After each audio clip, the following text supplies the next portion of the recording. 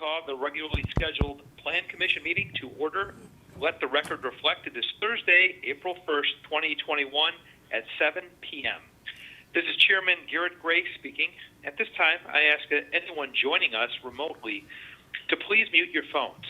Thank you. For those wishing to follow along with PowerPoint, you are encouraged to access the meeting through Tinley Park Television, streaming live now on YouTube. It is my understanding that all members and staff present have checked in on the conference line, and we can begin our meeting. Please note, throughout the meeting, we expect to have other individuals joining us via phone call pertaining to specific agenda items. Thank you in advance for your patience and cooperation throughout tonight's Plan Commission meeting, which is convening remotely via conference call. This open meeting of the Village of Tinley Park is being conducted remotely, consistent with Governor Pritzker's Executive Order 2020-07, issued on March 16, 2020, which suspends the Open Meeting Act provisions relating to in-person attendance by members of a public body. The Open Meetings Act, OMA, requires public bodies to allow for public comment. Therefore, this meeting will include public comment via the established protocol. Even if members of the public do not provide comment, participants are advised that people may be listening who do not provide comment, and those persons are not required to identify themselves. Please note that this meeting is being recorded and that some attendees are participating by web or audio conference. We're getting used to working and meeting remotely. It's been over a year, so we're experts now. And I don't feel it necessary to go through over every protocol again, but just a quick reminder to wait until I address you. And once addressed, please state your name before you talk. When you're not speaking, please keep your phones muted. Thank you. At this time, I'm going to ask our Commission Secretary to please call the roll. Commissioner Manning.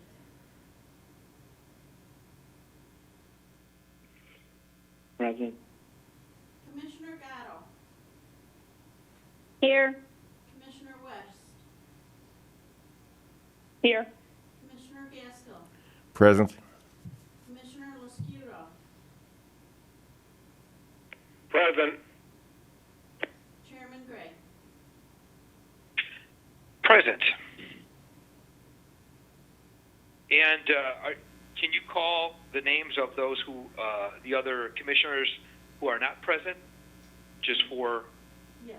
Commissioner completeness? Engel, Commissioner Engel.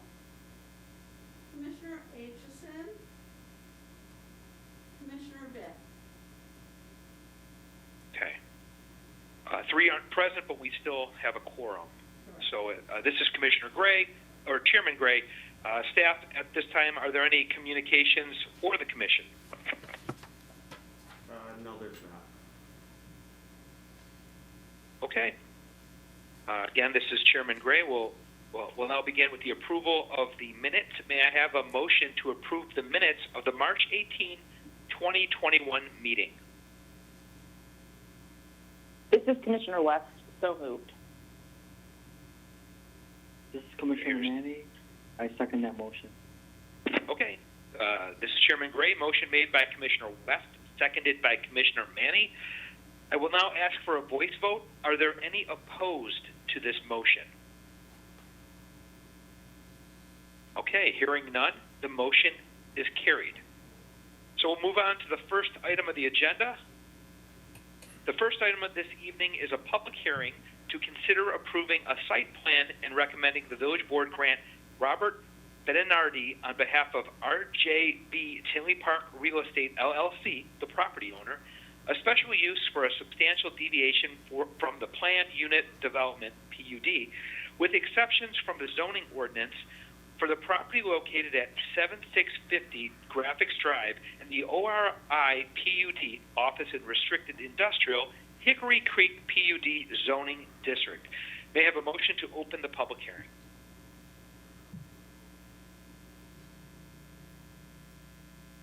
May I have a motion to open the public hearing?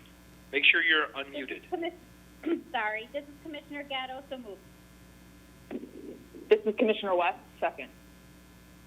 This is Chairman Gray. Motion made by Commissioner Gatto, seconded by Commissioner West. I will ask for a voice vote. Are there any opposed to this motion? Hearing none, the motion is carried.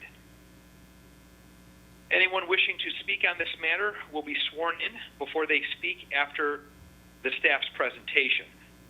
I do have confirmation that notice of the public hearing has been published in the newspaper. So staff, please proceed with your presentation at this time. Sure. Thanks, Chairman.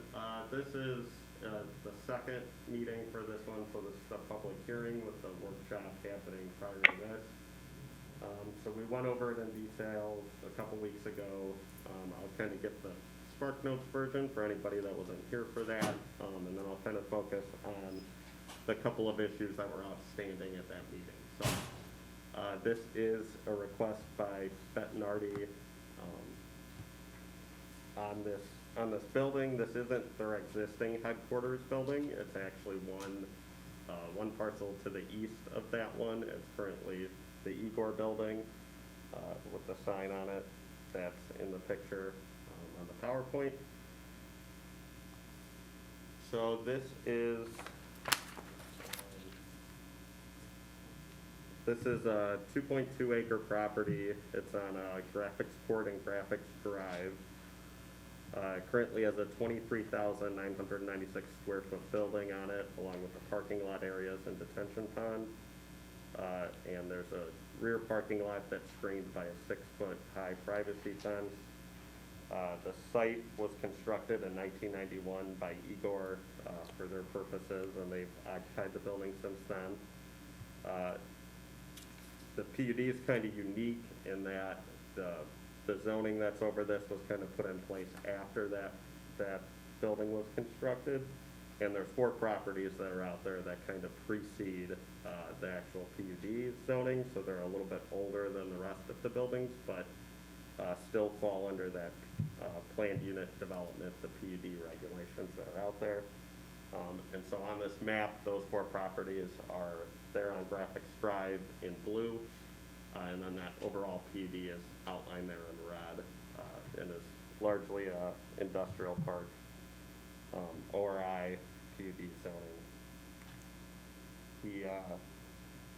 The site has the yellow star on it there.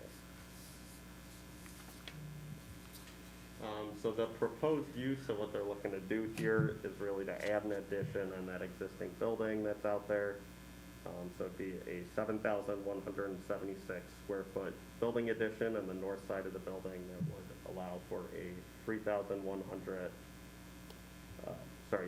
31,172 square foot building total. There would be 2 tenants, so Igor is going to stay as a tenant, although they sold it to Bettinardi, and then Bettinardi would occupy part of the building as well. So there is an agreement there for them both to kind of occupy it. They'll have their own spaces, but then there will kind of be some common areas shared, including the docks, bathrooms, some areas like that, kind of between the 2 spaces. So the uses themselves are kind of the light enclosed manufacturing, office, warehousing, and distribution between the 2 tenants that are permitted in the zoning district. So largely, this is just here for the PUD deviation for that really relates to the building addition, and then their site plan approval here as well for some site changes that they're proposing. The kind of 2 major ones are, well, there's the building addition itself, and then there is some additional guest parking that's being added to the southwest corner. And then there is going to be a dock added to the east side of the building, and then some asphalt area, drive aisle added to that side, so that way a truck could potentially pull in there or back out from that dock area on the east side of the building. And the dock really allows for kind of cross-access through the building, as well as for multiple docks to be occupied by multiple tenants in there at one time. So it really kind of helps their internal processes within the building. And so when we reviewed the overall site plan, there wasn't too many concerns. The front parking area was kind of the primary concern that came up, and I'll kind of address that a little bit more. Here's just an image of kind of the general site circulation of a truck through the property, and how it can access the site. And you can see the two dock locations there on the building that would be present on the building for a truck to access. Parking wise, there is existing, there's 80 stalls, with the building addition taking up a large portion of the asphalted area in the back. They're proposing to have 74 stalls total. 3 of those will be ADA, which will bring the site into compliance with the accessibility code requirements. The required total is only 62, so they do exceed the required parking stalls for the site. And then they are proposing those kind of 5 new visitor stalls that'll be in the front of the building by the main entrance. Part of this is the site plan, but then there's also a variation attached to this. Front yard parking is not permitted in the zoning code or the urban design overlay district, which this is a part of. So it really tries to push buildings towards the front of property lines and kind of prevent your more formal suburban, I guess, development where you have parking in the front yard and then the building is pushed back. So it tries to kind of push that away, and as you can kind of see here, the area's already kind of been developed with obviously a heavy auto use in mind. There's no sidewalks, it's not really pedestrian friendly, it's an industrial park, industrial and office park, so there kind of is already some existing front yard parking that exists out there, so they are proposing just 5 stalls and not a large parking lot, since there's the detention pond in front of the building as well. So those were the open items for that front yard parking. The 2 kind of recommendations staff had and Planning Commission kind of agreed with was, 1, making sure there's a walkway that is in front of those parking stalls, so that way visitors don't need to walk into the main drive aisle and then over to the door through the parking lot. So there was that, and then to make sure that basically it was illuminated efficiently out there. So the petitioner revised their plan since the workshop meeting, and they added a walkway in front of the parking stalls there. It does require a retaining wall to be added just because of the slope towards the pond. So it'll be a retaining wall and then a railing there as well that's required due to the drop off. So that has been revised there, and then also on the plan includes a light pole that'll be added near the stalls as well to illuminate them at night. Landscaping wise, with anything, sometimes it's difficult to bring stuff into full compliance that was developed prior to our current ordinances. But the landscaping here, we try and bring it kind of closer into compliance. So it's a largely developed site here with impervious surface, with the building, the parking lot. But they have added landscaping where they can around the back of the building, and as well along the parking lot on the west side and in the northwest corner of the lot. So you can see here where they're adding some new landscaping to the site, kind of give it some fresh landscaping around the building and around the entrances. Architecturally, they're planning on making this look as close as they can to the existing building, which is 100% brick. So with any new addition, sometimes when you're matching stuff over 30, 40 years, it can be a little difficult to perfectly match it because you're not getting the same material. It's been weathered a little bit, but they're getting as close as they can. I'll also note it helps a little bit that the addition, the most visible part of the addition is the west side to the public. So that will be offset a little bit. The addition's slightly wider than the current building, and that gives them more square footage, obviously, but it also kind of helps offset the planes. So that way you don't get kind of a really stark transition from the existing building to the new building. So from that perspective, I don't think you'll really even notice any change in the material. but it will be thin brick, essentially, or brick veneer attached that matches the existing brick pretty close. Lighting-wise, they've proposed new lighting on the building that is downcast, full cut-off, meets our requirements. They've also agreed to switch out any existing building lighting, so the entire site will be illuminated by similar light fixtures. And then they've added the pole as well near the visitor spaces.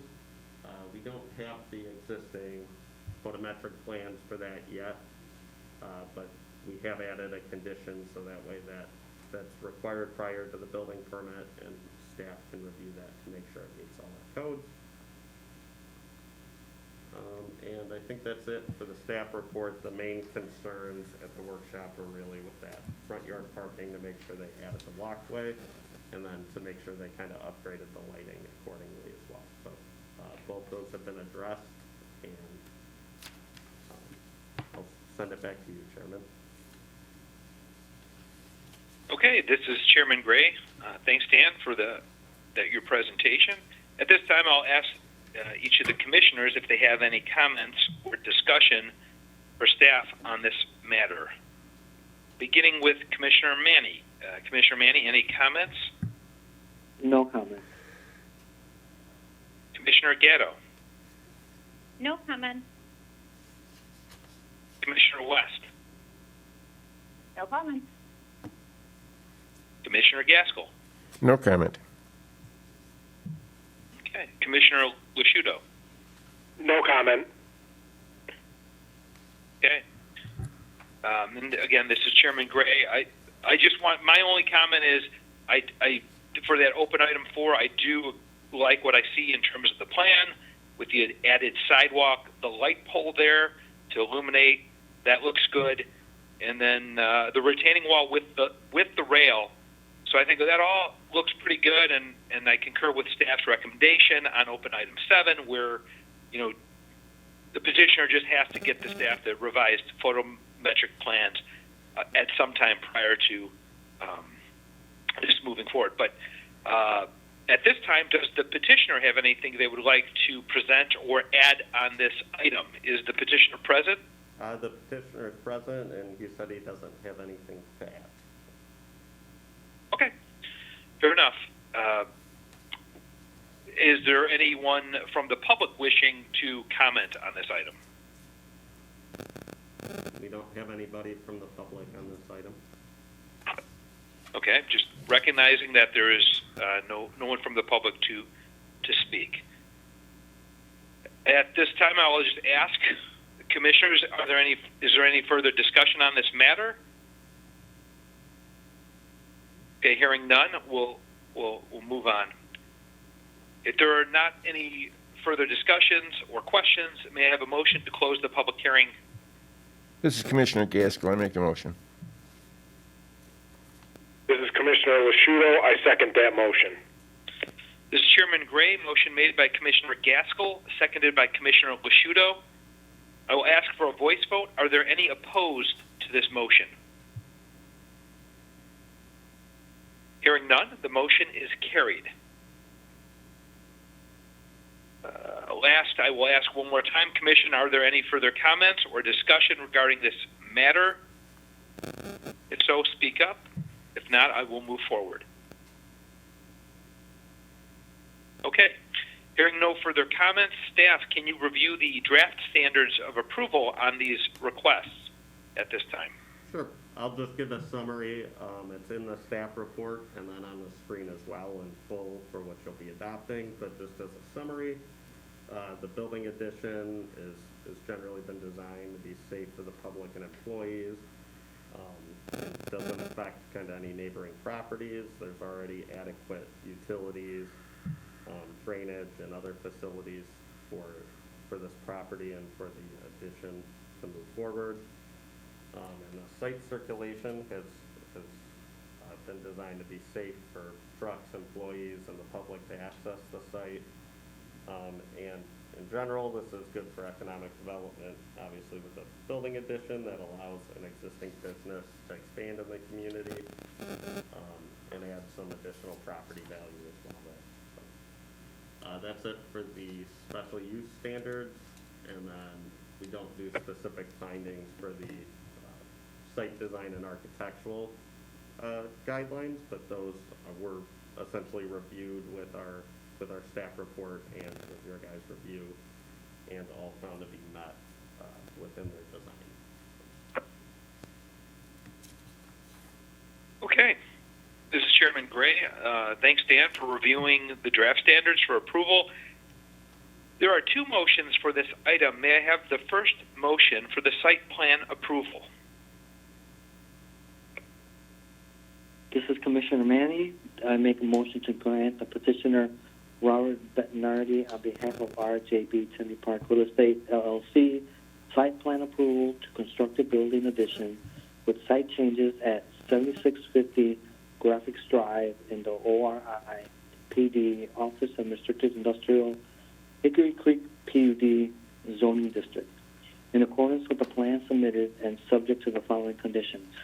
1. Approval is subject to final engineering review and approval by the village engineer. 2. Approval is subject to approval of the special use for a substantial deviation to the PUD by the village board. And 3. Revised photometric plans and details of the light pole are required to be submitted and meet the village's exterior lighting requirements. This is Commissioner Do I hear a West. I second? second the motion. Okay. This is Chairman Gray. Motion made by Commissioner Manny, seconded by Commissioner West. Secretary, may I have a roll call? Commissioner Manny,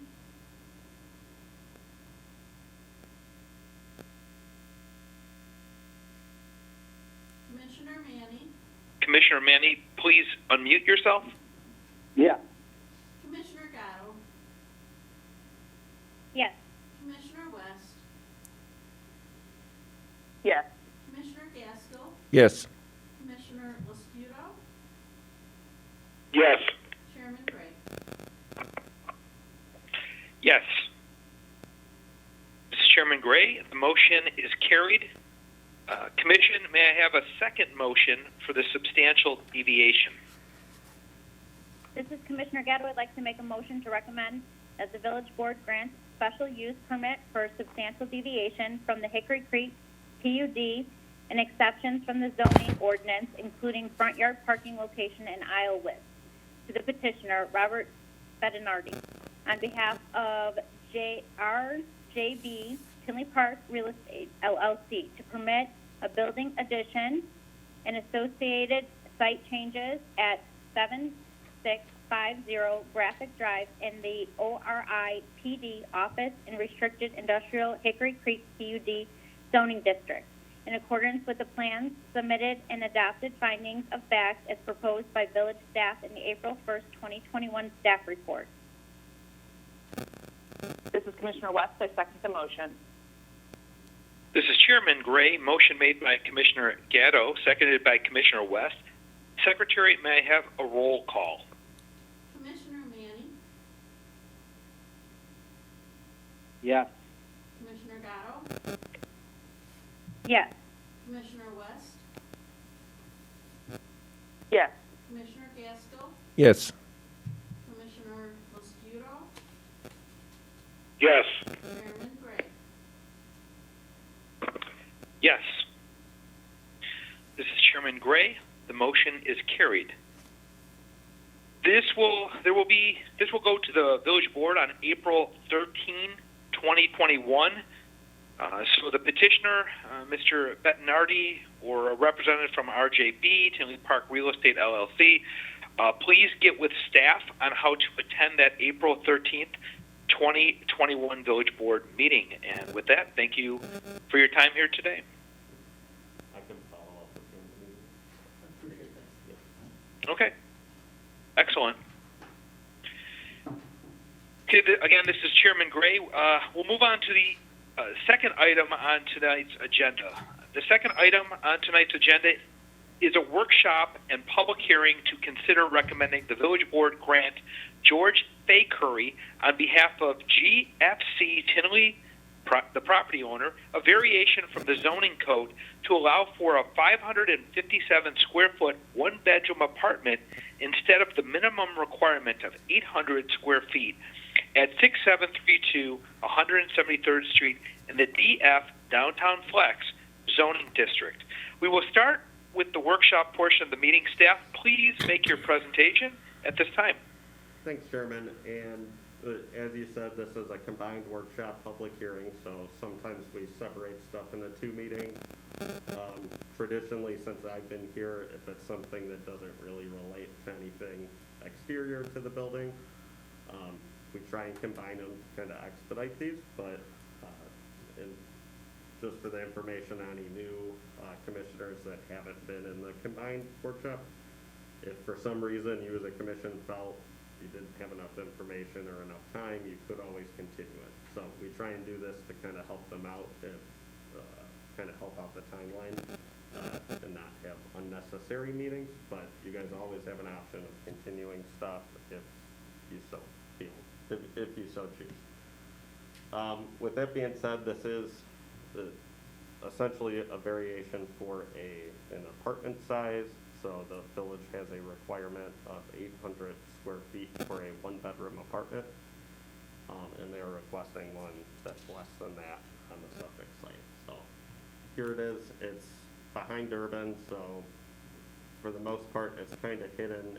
It's the building on the right side of this screen, and then to the left of this is the Durbin's building and Durbin's banquets on the left side. So they've kind of been designed to kind of appear and look and be attached to each other. On the other hand, they are actually separate lots and separate buildings, but they're kind of interconnected, and they've been owned by the same owner for as long as I could look back and see, since 1989 when the office building was constructed. It looks like they've always been owned by the same owner, but are on separate lots technically.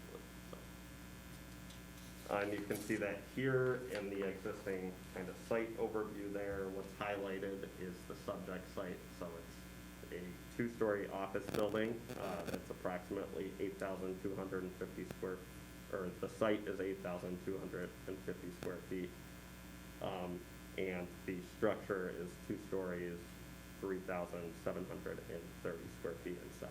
So again, there's 2 other lots on this property to the south of it, and those are the Durbin's bar and restaurant, as well as their banquet space, which is a little bit more to the east of it. So the office building that we're talking about is the Tinley Park,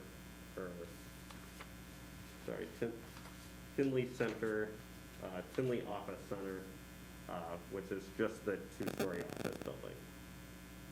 There's 2 tenants currently in the building, which includes a salon and then a nonprofit organization office in there as well, and those are on the 2nd floor, with the 1st floor currently vacant on the property. So, and then Durbin's is the restaurant that occupies kind of the rest of the attached building that's there.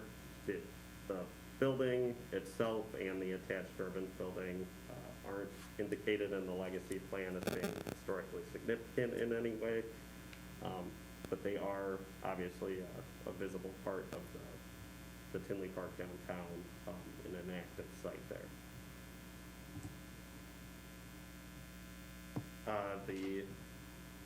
The subject property is located in the downtown Flex zoning district, which is in our legacy districts. The downtown Flex is kind of unique in that it's kind of right next to the downtown core. It kind of feels like the downtown core, but there are kind of some unique characteristics. Specifically, most of it is actually comprised of kind of single-family homes or buildings that were originally developed to be single-family homes. And what that district really is the flex part of it is really it saying that it's open to either being commercial or residential, depending on how someone wants to utilize the property, or to be mixed use. What it tries to get away from is standalone commercial buildings. but if something's existing standalone commercial, such as a subject site, is considered a heritage site, and so it can continue operating the way it is as a commercial site. But with any redevelopment or kind of the way it's trying to push properties, it's to be kind of a mixed-use site, allow commercial to exist primarily on the first floors, with upper levels kind of being more apartments or multifamily units. And this really kind of helps add a population around the downtown core to kind of help support those businesses that exist in the downtown core. So it's helping trying to build up density in it and around it to kind of help support one area of kind of a strong commercial center there. The surrounding properties, so to the north of this is single-family homes, attached single-family homes as well, single-family townhomes. To the south of this is a mixed-use building that's got an apartment and then for nuts about butts. To the west of this is a professional medical office. To the west, that's kind of in one of those more residential style buildings that was originally a home.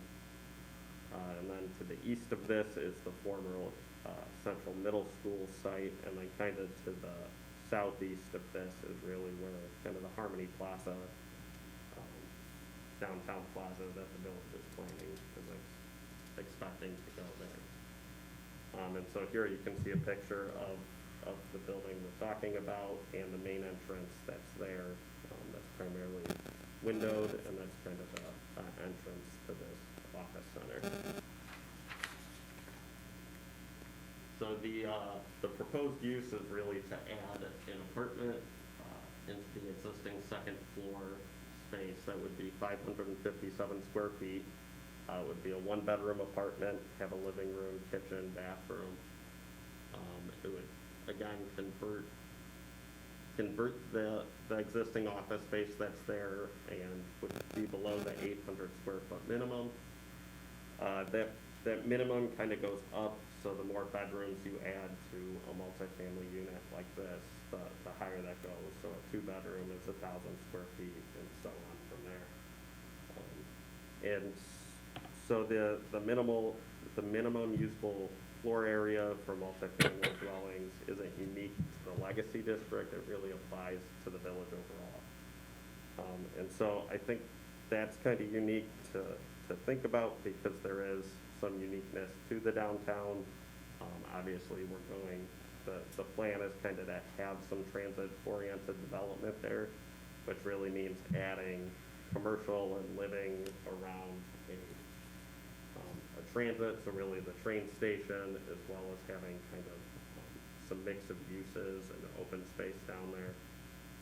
So really compared to the rest of the village, it's a little more walkable. There's expected to be a little more amenities, public open space, things like that. So the plazas that are down there, parks that are nearby, things like that tend to be a little more reachable in this area compared to kind of some of the more auto-oriented areas of town. So it's really trying to add some of that kind of live-play work where you can kind of be in one area.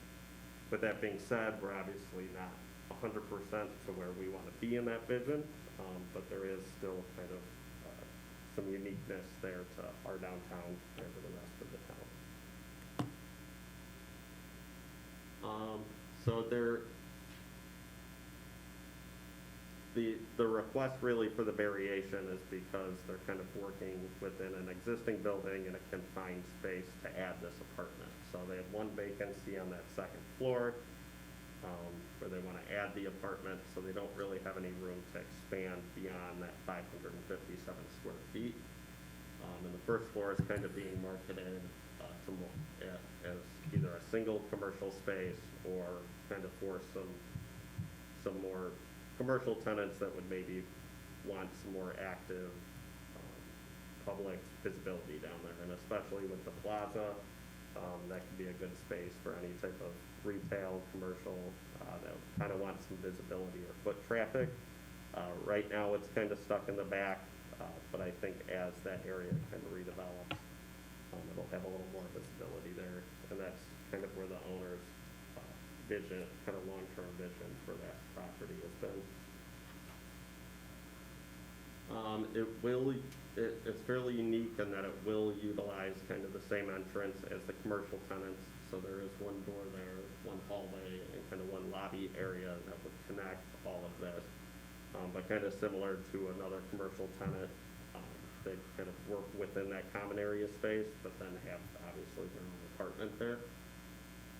And there's not really any exterior site or building changes here. There's a few kind of minor things we'll get into when we talk about the parking, but for the most part, it sticks within that space.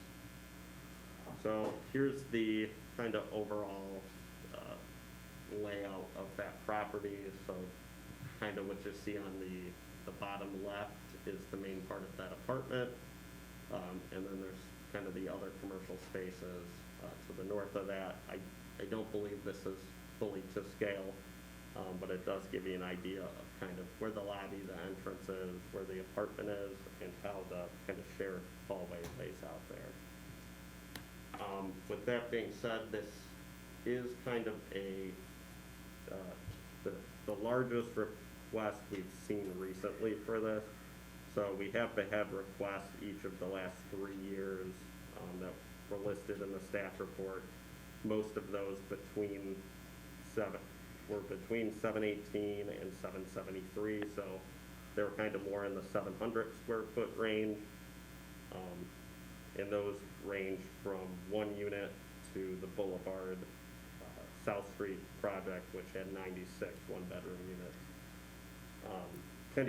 Obviously, the Boulevard's unique compared to this project. Not only is there more units in that, but there's obviously also amenities they have in their project, including pools, fitness spaces, bike storage, things like that, that if you add those to the square footages, it actually could put them over 800 in many of them. So that one's fairly unique. The other two properties are a little similar to this project in that it's really kind of a smaller mixed-use building and really being driven kind of by the taxes, the tax situation, obviously, in Bremen Township and in Cook County. So I think we'd be remiss to not mention that that's kind of the driving force, obviously, behind a lot of these requests is the tax situation for a standalone commercial building is not a great one in Cook County or in Bremen Township. So this is kind of the one way the village has been able to recommend property owners kind of permanently maybe lower their tax threshold, because it can become difficult, obviously, to have charge kind of market rate rents when you have taxes that are high to the point that you can't maybe even charge commercial rates or can't compete with Will County or other townships. So this is kind of one way that we've had, and it kind of aligns with where the legacy code wants to go to, with adding more rooftops in the downtown. So not directly related to the size variation, but it's obviously kind of what's driving the request in the first place.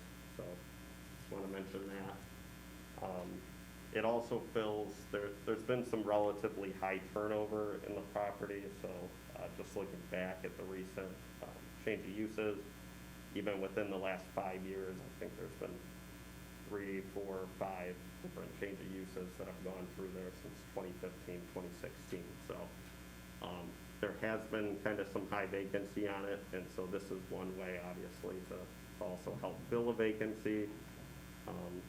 And apartments are kind of the big driver right now. It's a good location, obviously next to the train station. It's kind of a livable area. It's obviously fairly unique in that it shares a hallway with commercial tenants and is also kind of near a bar. So honestly, I think somebody that lives there is probably maybe a little younger, okay with a smaller space, and okay with kind of living near a bar or in a downtown that might have some noise. But being a rental, it's likely to kind of be a starter one. With that being said, I think it's key to mention that we've kind of recommended a condition that would clarify that this is really just one unit in this building. So, and it's really just a variation for one unit. I think to go beyond that, you know, let's say you were asking for 2 units to be 557 square feet. At that point, you should really combine the 2 units and have them meet the code, meet or exceed it. So I think with one and it being an existing building is really where the petitioner has noted they kind of have a unique situation here. So our kind of one open item on this has really got to do with just, again, that variation in the request for that. So. Besides that, the other kind of situation we look at here is obviously parking. The site in total only requires a minimum of 3 parking stalls, so that's 2 for the upper level commercial spaces and then just 1 for the dwelling unit. First floor commercial doesn't require a minimum parking in the downtown, but the site obviously well exceeds that requirement. So the site itself has 17 stalls, but then there's actually a total of 26 that are shared with the Durban site. So at night, that's largely used by Durban's customers and employees, and then obviously during the day, it's used a little bit more by the office tenants, and there are some signs there that kind of limit the hours during the day for the office tenants, so that way kind of Durban's customers can't completely push out those convenient parking spaces. With this, there is the one requirement, obviously, for the resident that would live in this unit. So there is a requirement for a parking stall there, and staff's recommended a condition that would require the dedication of 1 stall. So they put up a parking sign that says resident parking only, and just so at night or whenever they come and go, they have a parking stall there, at least one that's dedicated to them. Lastly, there's also a bicycle parking requirement within the legacy code for residents as well as commercial spaces. It's not retroactive, so existing commercial spaces don't necessarily have to put in bike racks. But as they're putting in kind of new uses or making these requests, they are required to bring it up to code. So with this one, they would have to put in at least 1 bike parking space. That's likely to be more than 1, as a bicycle rack usually has at least 2, and can sometimes be 4 or 5 or 6 stalls. They have a few options on where they could put that, the design, things like that. We're willing to work with the petitioner on what they want to do there. So we've just added that as a condition that prior to occupancy of the apartment, they'll have to put a bike rack, 1 bike parking stall somewhere on the site. And then last, we have one other condition that is basically just clarifying that a building permit is required for this. So they still need to get final building permit pickup and get their correct inspections to convert this from a commercial space to a residential tenant space. If there's they're putting in walls, plumbing, electrical, things like that. And we want to make sure it's safe for whatever resident lives there. So that's pretty much it for the presentation.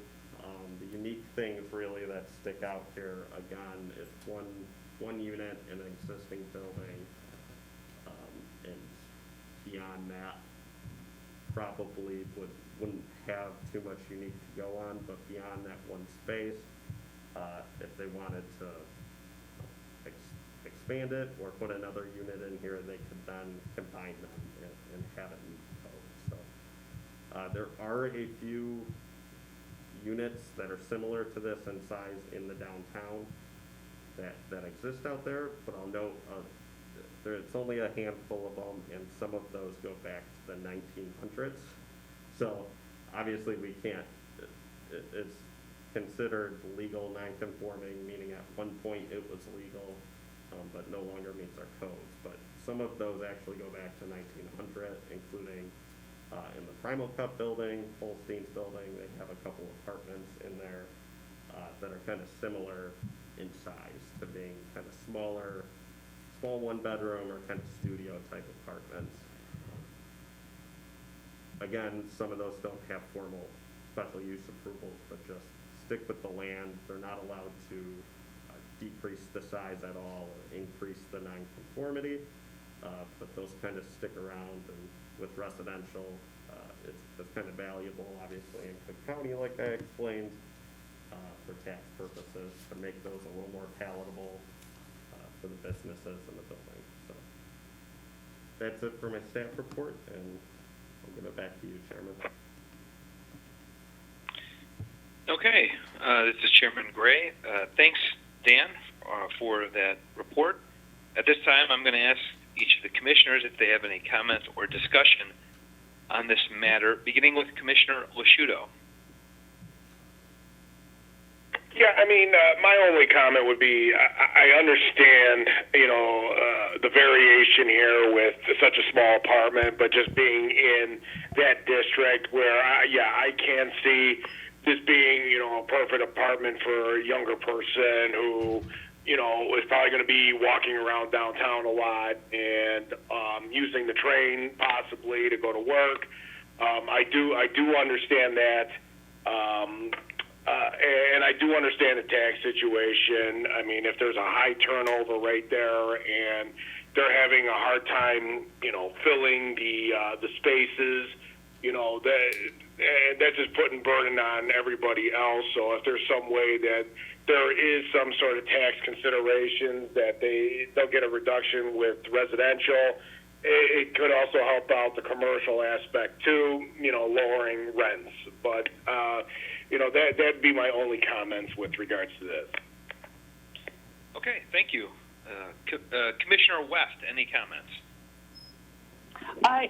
So I just want to make sure that I heard correctly that there are some apartments in downtown that are similar size, because my concern was that this seems awfully small. Was that what I heard? Yeah, there's similar ones in size down there. They are not formally approved through a variation process that I know of, but there are some that kind of go back to being non-conforming from whenever they were put in, from some of them in the early 1900s almost. They go back that far. So there are some down there that are about that, in the 500 to 650 square foot range from what I can see.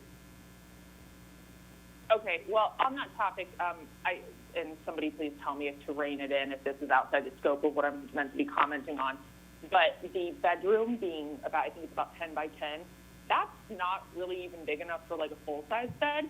So I just kind of wondered if the petitioner had considered making it a studio, unless there's some reason that would be prohibited. They would be permitted to do a studio if they wanted to do that. It's the same requirement for square footage wise as a one bedroom. So if they wanted to combine the living and bedroom spaces, they can do that. I think they still have to have a closet for building codes somewhere. Yeah. But they could kind of combine those two spaces to make it maybe, if that makes more sense to them, that's fine too. And it's that same 800 square foot requirement for, I think our code calls it an efficiency of apartment instead of a studio, but yeah. Okay, great. The only other thing I would bring up is, given that this was originally constructed as a commercial building, I'm wondering if it would have the same kind of, is there going to be an impact on the noise in this apartment from the bars and other commercial occurrences around it, or might we suggest they put in some kind of soundproofing or something? I'm just thinking, I'm assuming the building being commercial originally means there's going to be more sound transfer, and that just might impact the usability of the apartment. Sure.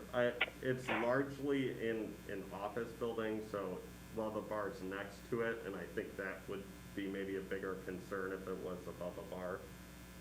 But we've approved those as well as kind of, especially if it's an apartment, you should typically know what you're renting if it's there. With that being said, this one's really more Okay. in an office building, so we do kind of look at that with these mixed-use buildings as, is it generally gonna be kind of a compatible mix between the commercial and the residential? Yeah, exactly. This one's a little weird because there's a shared hallway. Typically, you kind of have a separate entrance for the residential. So I get that's kind of a unique aspect that isn't preferred, but there's really not an alternative on the site. So that's why they haven't proposed that. Okay, that's the end of my question. Okay, thank you. Commissioner Gatto, any comments or questions? No, I think Commissioner Lusciuto and Commissioner West covered everything I had. Okay, excellent. Commissioner Gaskell. Yes, just a couple of things here. Why to begin with, why is the village see fit to set the minimum requirements at 800 feet?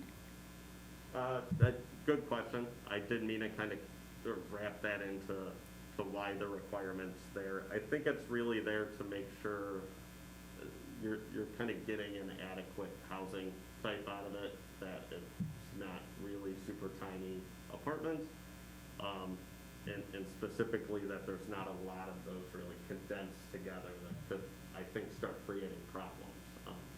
But it's really there to make sure you kind of don't get substandard tenement type housing, especially at large levels. So, like I said, I think with South Street, that would have been, if you have 165 or 200, 500 square foot apartments, that starts to kind of degrade the housing type. Sure, sure. Around. With one, it's a little less of a concern, but that's kind of why that's there, is to make sure if somebody's putting in a housing unit, that it's a livable space, essentially. So they're I asking do us think to, it's important to note that this is a very urban area, and there is no real standard of the industry. You could go to another community, and their minimum sizes would be less than 800. We did a study on that at one point, and downtown areas traditionally have smaller minimum requirements. So I don't know those numbers off the top of my head. This is Paula, by the way. But it's not unusual to see that kind of size in a downtown area. And it's moved a little bit in the last few years. I think it's moved more towards smaller spaces. It's just smaller spaces and a little more affordable units because rents have risen so much, and but salaries really haven't kind of at that same pace. There's been some desire to how can we get units that are a little more livable, a little more usable. I think people need less space too these days just because of electronics. So it's tended to skew more towards smaller units lately compared to, I think when the 800 square foot requirement was put in was the 80s, 90s, early 2000s, somewhere in there, where I think it was a little bit more, if you had kind of larger units. so substandard housing isn't a concern now? Is that No, what- it's still a concern, but I think the specific, if you had to put an exact number on it, it's changed a little bit over the years. Because I think people were more used to larger apartments back then, it's skewing a little more towards, we don't need quite as much space. Mhm. But we obviously still want to have some kind of minimum to make sure, we have a unit that's a livable space for somebody who's gonna be a Tinley Park resident. Okay, But like some units in other towns, can, minimums are 500, some are 600. yeah, but we're not talking other towns, we're talking Tinley Park. We have a minimum of 800 square feet per unit. And this is, I mean, for all practical purposes, almost half. That's my thought.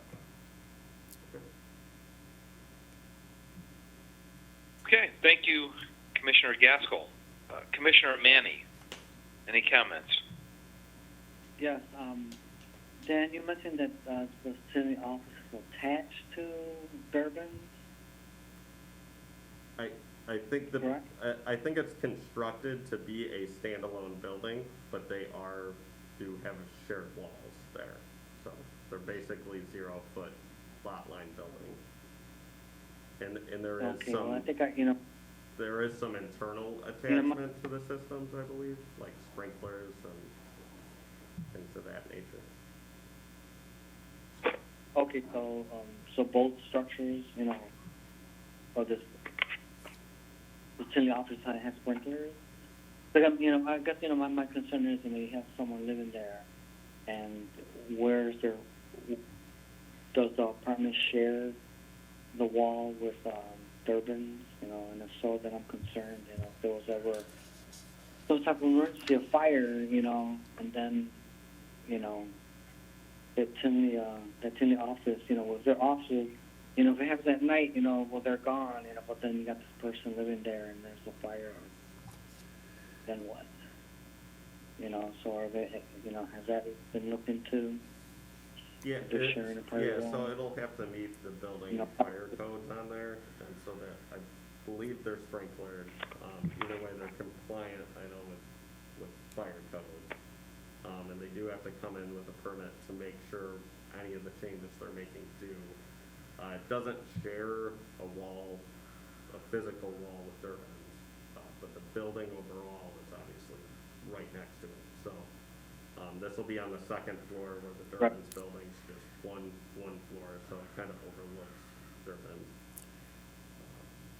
But it's kind of the same with any mixed-use building. You have to have fire alarms, sprinklers, whatever the requirements are. So we'll make sure it meets with the building permit. Okay, that's my main concern, just because it's two different buildings, butted up against each other. But apart from that, no other comment. Okay, thank you, Commissioner Manny. This is Chairman Gray. My comments, the big crux is that the open item number 1, right, on page 4 of 8 of the staff report, which is the fact that it is shy of the 800 square feet, and I think Commissioner Gaskell mentioned that it's almost half. And I think if it was something like 400, it would drastically affect that layout. I think Commissioner West voiced some concerns about the size of the bed that would be suitable for the bedroom, and it may have to be one of these kind of futons or something like that. But looking at the context of, is it adequate living space, looking at that footprint, even though it is a little bit smaller size, and I think Commissioner Lasciuto mentioned it, like if you were young and single and living in the downtown area and taking the train to work or walking up and down some of the pubs on Tinley Park, it may be a great starter for, to rent for somebody out of high school or out of college, whatever, where the smaller space isn't really a detriment. And I think there is adequate living space. My biggest concern, and staff has kind of addressed this, I think, and this was when Commissioner Gaskell was also asking about, what's considered substandard, and Dan, you had mentioned if the minimum was lower, the reason that it's put up at 800 square feet, my understanding, correct me if I'm wrong, is that you wouldn't want to have a developer saying, oh wow, we can get more units in here, and all of a sudden those, it's maybe, it loses a uniqueness, and it may substandard conditions if people are trying to move families. Look at this, I do think of one person, probably single, probably young, right? But it doesn't have to be.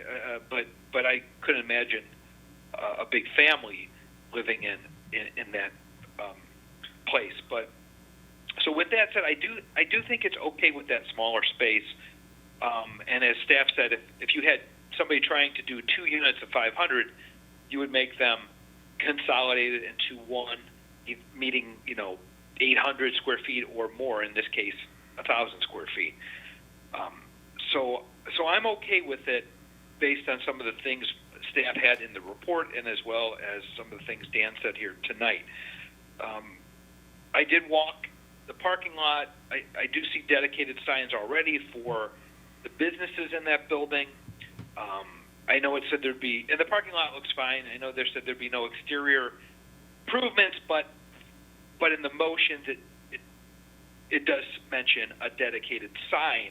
So I believe, just for clarification, that dedicated sign, and I believe that was, you mentioned it too, Dan, as a condition, and the bike rack as a condition for approval, and I concur with that. So with that said, I also wouldn't want to see something become a precedent or continually shrink, as Commissioner Gaskell said. Like if you are at like 400, I'd find that very, very hard to have something that would meet adequate living space, and so I think for a minimum and for an exception, I think the location, taking in some of the unique characteristics, I think this would be okay in my book. The floor plan looks a little tight, but it does look livable.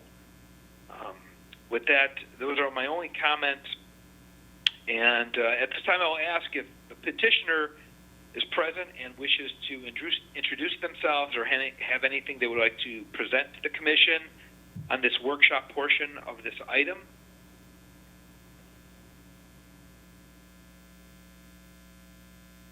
Dan, is the petitioner present today? I don't think so. He might be on the line. Okay. But Okay.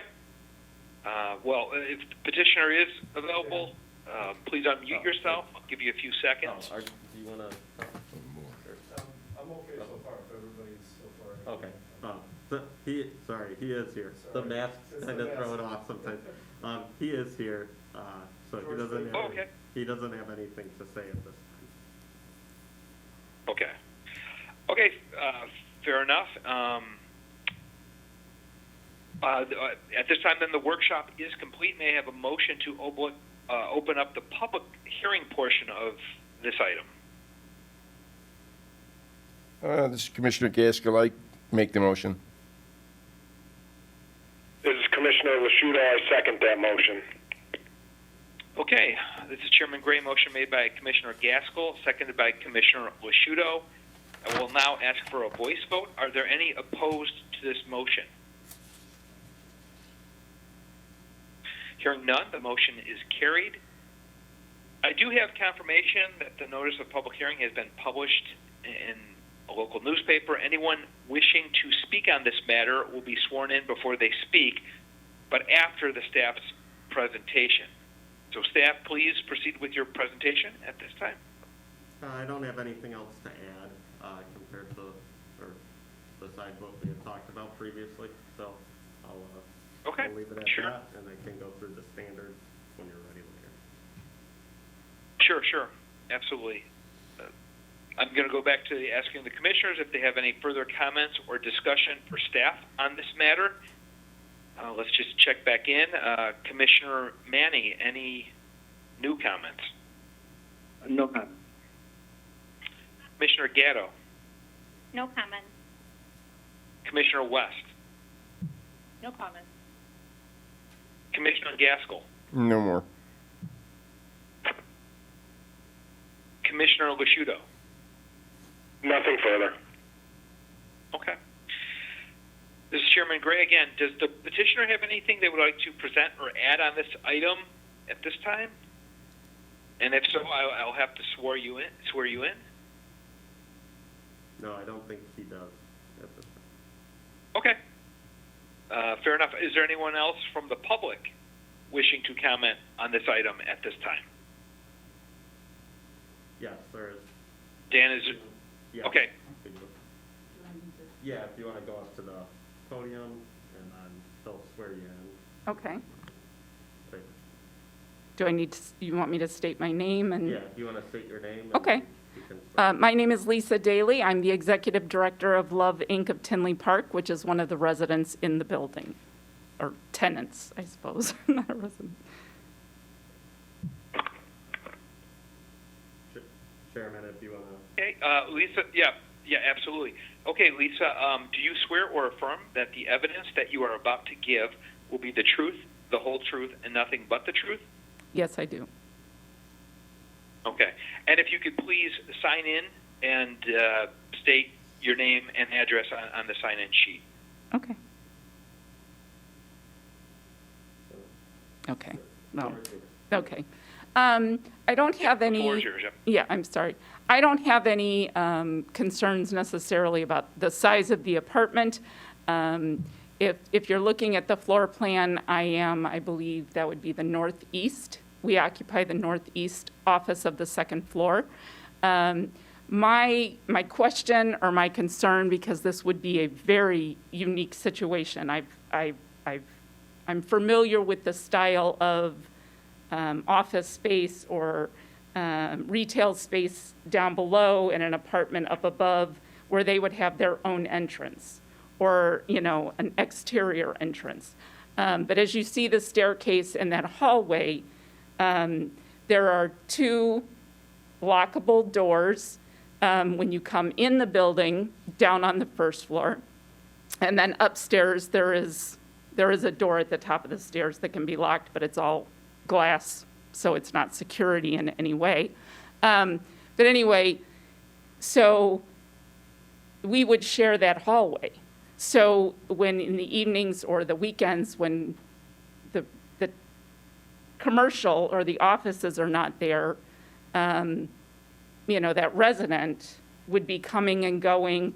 The doors, again, those entry doors, those security doors, if you will, we have had issues with them for safety, that if they are locked from the exterior, you cannot unlock it from the interior, and you are locked in the building. And we have had that issue.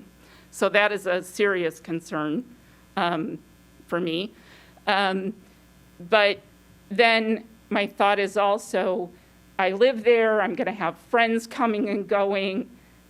Do I run downstairs every time and unlock that door and relock it? Do I leave it open so that they can come and go, which means that then the building is open throughout, the weekend, that type of thing? I think that could be a concern. There's no way to close off or have a doorway that the office tenants can lock our offices away from the resident. And I'm not in any way thinking that they have nefarious thoughts, or there's nothing in my office in particular that anyone would want access to anyway, but it is a concern. How does that work? I would also be concerned that, again, if that door were to ever be left open, someone who needed housing in the wintertime, there's 2 bathrooms in there. If I found out that that door was open and I could get in and seek shelter out of the weather, use the restroom, I'm not going to say that I wouldn't be tempted to do that, and seek shelter in that building, which could present security issues for the resident as well as the tenants.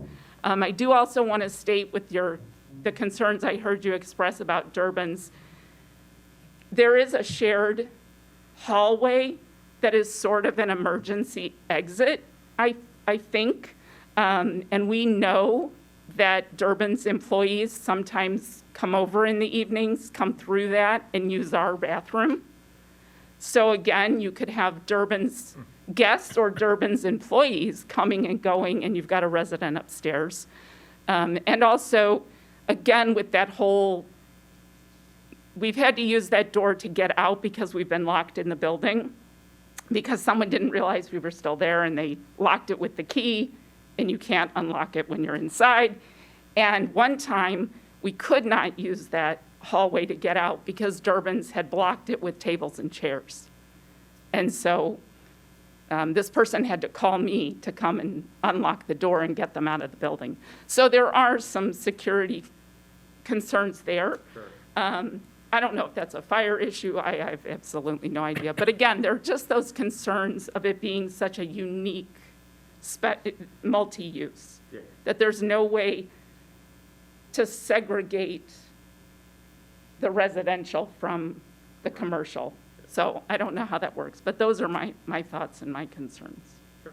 Thanks for So- bringing that up, especially, the door is kind of news to us, and I'll, I could talk to George too. I'm fairly certain that's a fire code issue. If you can't get out of the building, I can be fairly confident in saying that. So whatever that setup is will have to change, and it should already be changing regardless of whether there's a residence in there or not. So I can address that, and we can work with them, and make sure it's addressed sooner than later, but certainly with this permit put in this apartment, we can make sure that part's addressed. And I guess some of this comes down to and it's unique a little bit that there's the shared access, but there are buildings that have residential and commercial aspects. A lot of it can come down to kind of internal security procedures, but, because it kind of goes both ways, right? There's the resident that's living in Sure. there, also, there could be commercial units in there that they're like, okay, we have random people coming in and out. That's exactly right. Yeah, absolutely. The security kind of goes both ways, so it's like, okay, it's an odd situation. So I think a lot of that may have to come down to kind of security procedures within the building, and so maybe George can maybe address that if he's got some ideas how it can be addressed. Because a lot of it's gonna happen internal to the building. Maybe there's some different keys and locking and processes, and some of it will come down to the tenants and that resident obviously following whatever procedures or rules are kind of set in place. So, good point, and that's obviously with a concern. It's not typical to have Right. the shared access, so it's good, I think, to think about how that's gonna work before it becomes a problem. So, I'll maybe leave it a little more to the petitioner to think about it and how he can address it, but Okay. I will make sure we work with them on that box. That's definitely a priority. Okay. Okay.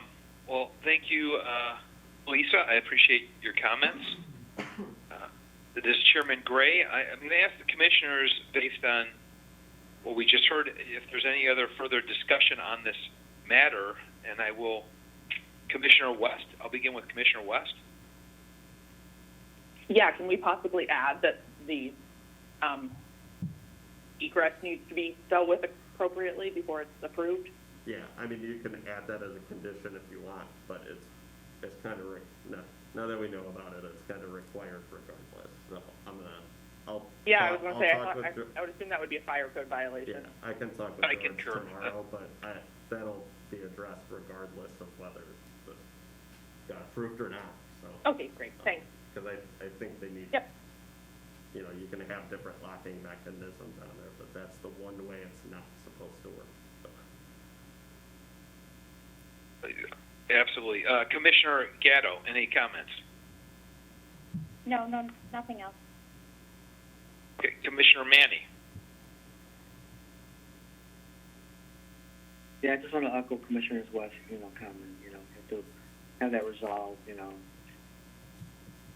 Okay. Excellent. I concur as well. Commissioner Gaskell. Nothing now. Commissioner Lasciuto. Just want to state that I also concur with the door locking issue. Okay, great. Yeah, and this is Chairman Gray. I concur as well. I think Dan mentioned it too. Like, security is one thing, and I feel for the tenants. And as Dan mentioned, it actually goes both ways too. But if it locks and you're locked in the building and you can't access that Durbin's door because tables or something at times, God forbid somebody dies in a fire because they could not get out of the building. So, it absolutely has to be looked at for security procedures in the building, but some locking mechanism that allows the proper people, whether it's tenants and the resident for that building, to get in and out freely when they need to. So to echo what Commissioner West said, definitely add that in as that it is appropriately addressed and taken care of to the satisfaction of, I guess, both the fire department and staff before being approved. I would absolutely concur that has to be some sort of addition to any motion for tonight. So with that, if there's not any further questions or discussion, Well, George, do you wanna address that? I don't know if there's anybody else wants to make comments, I'm just refraining till the end. Okay. Is there any other public comments? We have another comment, Chairman. okay, sure. Hi, my name's Elizabeth Crum Roberts. I'm representing Sonabella Salon and Spa. We are right next to Love Inc., right at the top of the stairwell, and that's where our little reside. We are right across from where the apartment would be situated. And I want to say that I do agree with Lisa. All the things that she brought up were all points that we had as a whole discussed together. There is a new tenant in the building below us, so I don't believe that she's aware yet, but we haven't discussed, haven't talked to her. But yes, all those are very valid points, because as of right now, there really isn't an emergency exit to that building.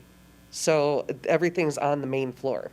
So none of the windows on the upstairs floor is open. So if there was some sort of thing happen and we get caught up there, it's going to be a massive problem. And when it comes also to having somebody, say, you were saying somebody younger renting the place out or what have you, I have no problem with being across from somebody. I have no problem with somebody living there. It's more along the lines of the security on the building. If, we're allowed to, per our lease, we can have security systems in our area that we pay for and what have you. But there's no provided security on the rest of the building. So, example, like she said with the lock, the security lights in the parking lot hardly ever work, and some of us are there very late at night. And so what if this is a young woman also that is renting this place out by herself, or a young man for that matter? That is something that needs to be addressed. There needs to be some security for this building. So with that being said, that's really all I have. So thank you very much. Okay, thank you, Elizabeth. And I was remiss to ask you if, in retrospect, you swear or affirm that the evidence you gave was the truth, the whole truth, and nothing but the truth. Yes, sir. Okay, and can you please sign your name and address on the sign-in sheet? Yes, sir. But thank you for your thank you for your comments for today. Thank you. At this time, I'm going to ask if the petitioner, George, do you have anything to add at this time? Not at this moment, unless everybody else is done in their room, if there's anybody else wants to make a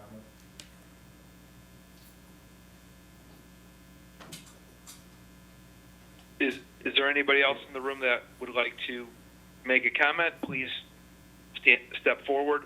Yes, hi. My name is Cecilia Escalante, and I'm also the other, not employee, tenant, along with Elizabeth Roberts and Sonabella. And I also echo both their concerns, Lisa and Elizabeth's.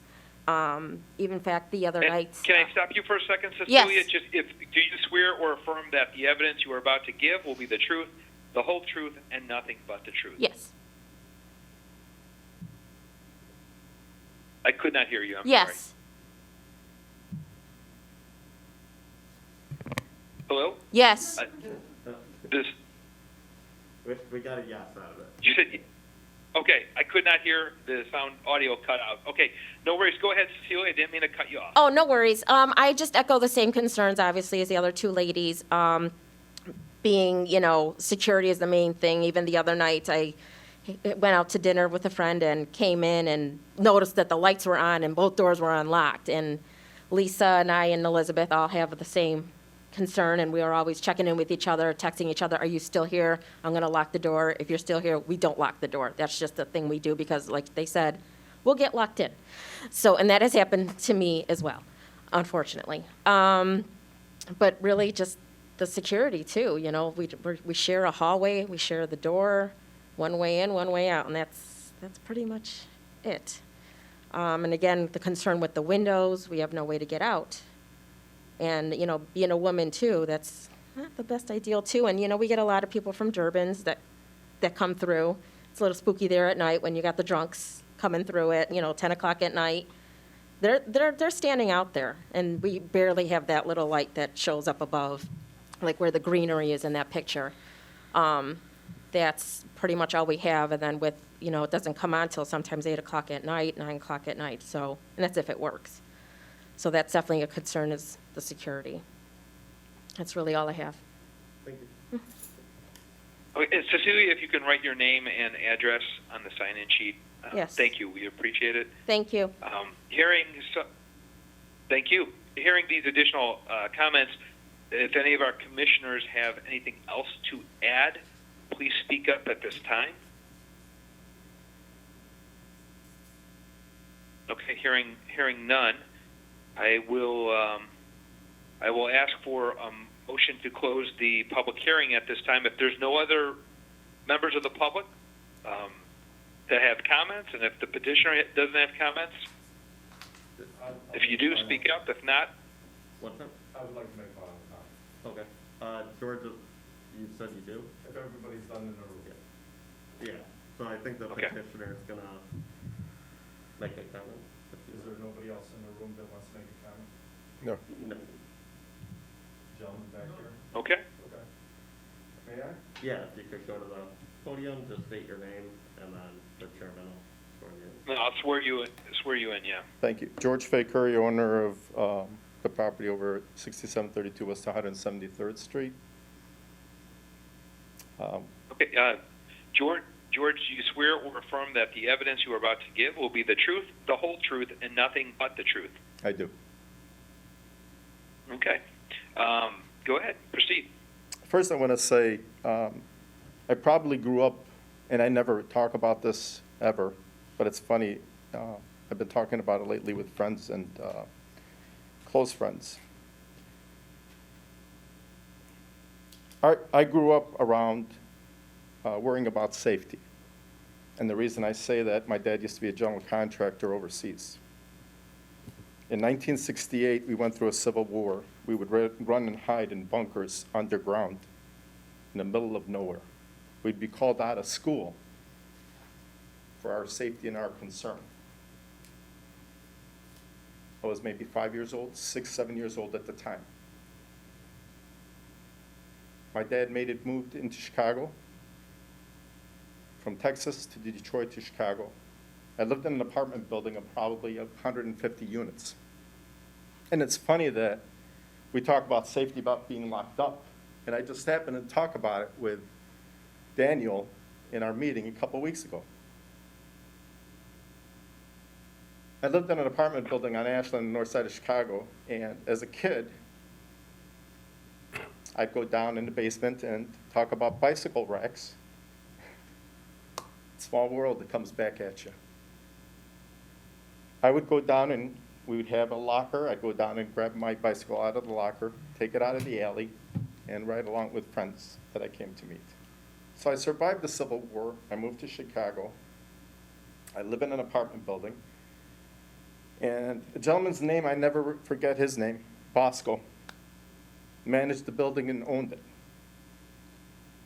So after a few weeks or nights of pulling out my bicycle out of the bottom basement to get out of the alley, one night, I opened the door, didn't open.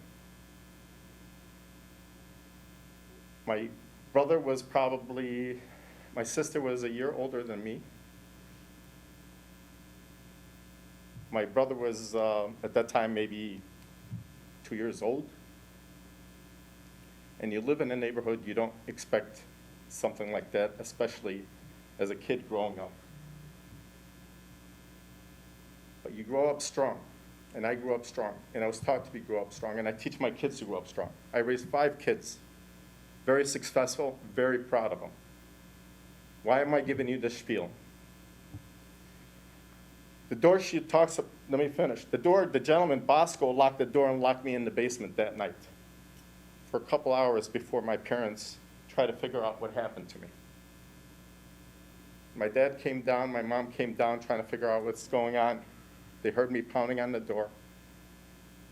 They called the owner of the building, asked him to open the door, got me out. My dad was furious. What the hell are you doing to a 7-year-old, 8-year-old? He goes, what? He keeps taking the bicycle in and out of the basement. He keeps opening and closing the door in and out of the basement. That's why I locked him in there. He says, you will never do that again to my son or any of my kids. Excuse me, this is Commissioner Gaskill. You know, this is about a 700 or 500 and some foot apartment. The security thing is a whole different issue. I'm getting to a point. Well, Okay, if you allow me, you allowed them to speak. That's why I said, I want the opportunity to speak. okay. That has behind me, and I was worried about doors, whether it's a bathroom door, whether it's a building door. Goldilocks installed the locks on this building, right down the street. Goldilocks was paid for their services. The incident that they talk about was brought to attention Goldilocks, and they told me they will correct the problem. I'm in the building 2, 3 times, 4 times out of the month. If it was mentioned, I may have forgotten again, but I told them to correct the problem, and I'm sorry that the problem wasn't corrected. 2, I've learned to use combination locks on doors. There's a bypass mechanism on the door when you put the combination locks. Is anybody familiar with that? And those are coded lock combinations that you use to enter the door. They use them in banks, they use them in restaurants, they use them in high security areas. I use them. And guess what happens? People come in, whether from the office, and it's 9 out of 10 because they know, and I told them that, they can turn the lock the other way. The door stays open, and it means anybody can walk in on you and not on you. So we added, not in this building, this is another building I manage and own. I added deadbolts, which says vacancy, occupied, or vacant. Now I realize that none of these are working because human nature is just like, we're lazy. You can put 1,000 locks, and I'm happy to do that. The issue with the Goldilocks and the locks to the entrance and out, I will put and have that problem corrected first thing Monday. And I will be there and make sure that it is corrected. Not just for your safety, for my safety and our liability. Okay? And you know me. I was side blinded to see, I had to take 3 times a look. At first I saw Celia, and then I'm like, and I said, I know these people. And nobody said anything to me. She did mention let me finish. She mentioned cameras, and I said, you're welcome to put cameras. If you feel not safe, we have not had any issues in the building in the past decade. Forget the last 5 years. The issue with Durbin's, I can tell you that side hallway, I was just there 2 days ago, 3 days ago, I asked John McCulley. I opened the door, I said, I'm just checking. And nobody ever said anything to me. I just walk in there and see it. The fire inspector was there last week with me and did a walk through the building. So this has been a continuous issue with Durbin's leaving stuff in the hallway, even up till 3 days ago. I had it all cleared out, if anybody saw it. And I come back a week later. There's either tables or chairs on the side. The back door is covered again. I mean, I can only preach so much. And I don't want to be, excuse my language, the A person to call the village to make a complaint, say, hey, Durbin's isn't cleaning up their act. Okay? I've had issues with Durbin's. Going to real estate taxes.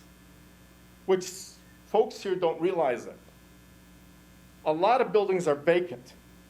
The past 3-4 meetings in this building here have been the people to vacate or ask for variances for their property because they're being bombarded with taxes. I explained to you in 2018 or 2017, our taxes went up from $52,000 to $55,000 to $95,000. That's a $4,000 a month increase. Tell me, are you going to pay for it? Are you going to pay your share for increases in taxes? The young lady, Lisa, who's sitting here, I haven't raised, and she's only been here the last 2 years. Sir, if you could address the commission. No, but it's just, one of the tenants, and Link is one of them, I haven't raised their rent because they're a nonprofit organization, and I like to give back to society. And that's my way of giving back to them. At a discounted rent as well. So when somebody comes up and I'm sign blighted, I get concerned that, hey, this hasn't been issued, can you address it again? Absolutely.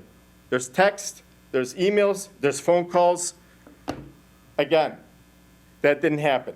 I am happy to take care of these issues because they concern me more than they concern you or any of my tenants. I'm not here to try and do something temporary. I love Tinley Park. I love the people in Tinley Park. I love the neighborhood. And talk about tenants, it is a mixed-use property. It's not the first, it's not the last. And you can see in today's society, people are downsizing. The young couples today are getting smaller. People are not having 5 kids, 10 kids. You're asking me, I'm talking too much. There's relevance, exactly what's going on in our society. People are not having big families. I'm attracting a young professional, as I explained to Dan in our meeting, person who's successful. I'm not putting some schmuck apartment there. I screen people for background checks, credit checks, all the other 4 through Avail Properties. I get the report within 24 hours, and it reflects their credit score. So I'm not putting anybody just to put them in there. And I'm not putting an apartment of anything below the kind of quality that we're expecting to attract. All in all, security, people living there, people staying there, and attracting the right people. Yes, I do have a young lady who just came aboard. I actually did it with her month to month. I gave her a small room.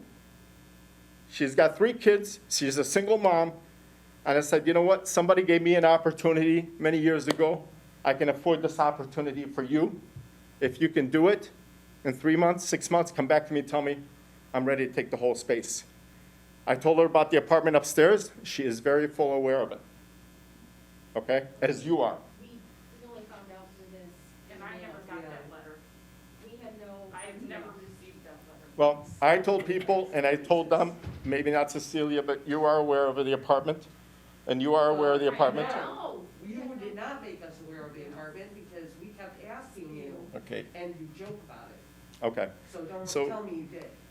Again, either you want to see the truth or you don't want to see it. You're right across the hall. We have no reason to. They're right across the hall, and I have no reason to lie either. The door's always shut, even when you guys are working in it. Dan. You've been Sir, working if on you it. guys can just keep it to the commission, Anyway. It'll help the conversation. $4,000 a month increase on tenants.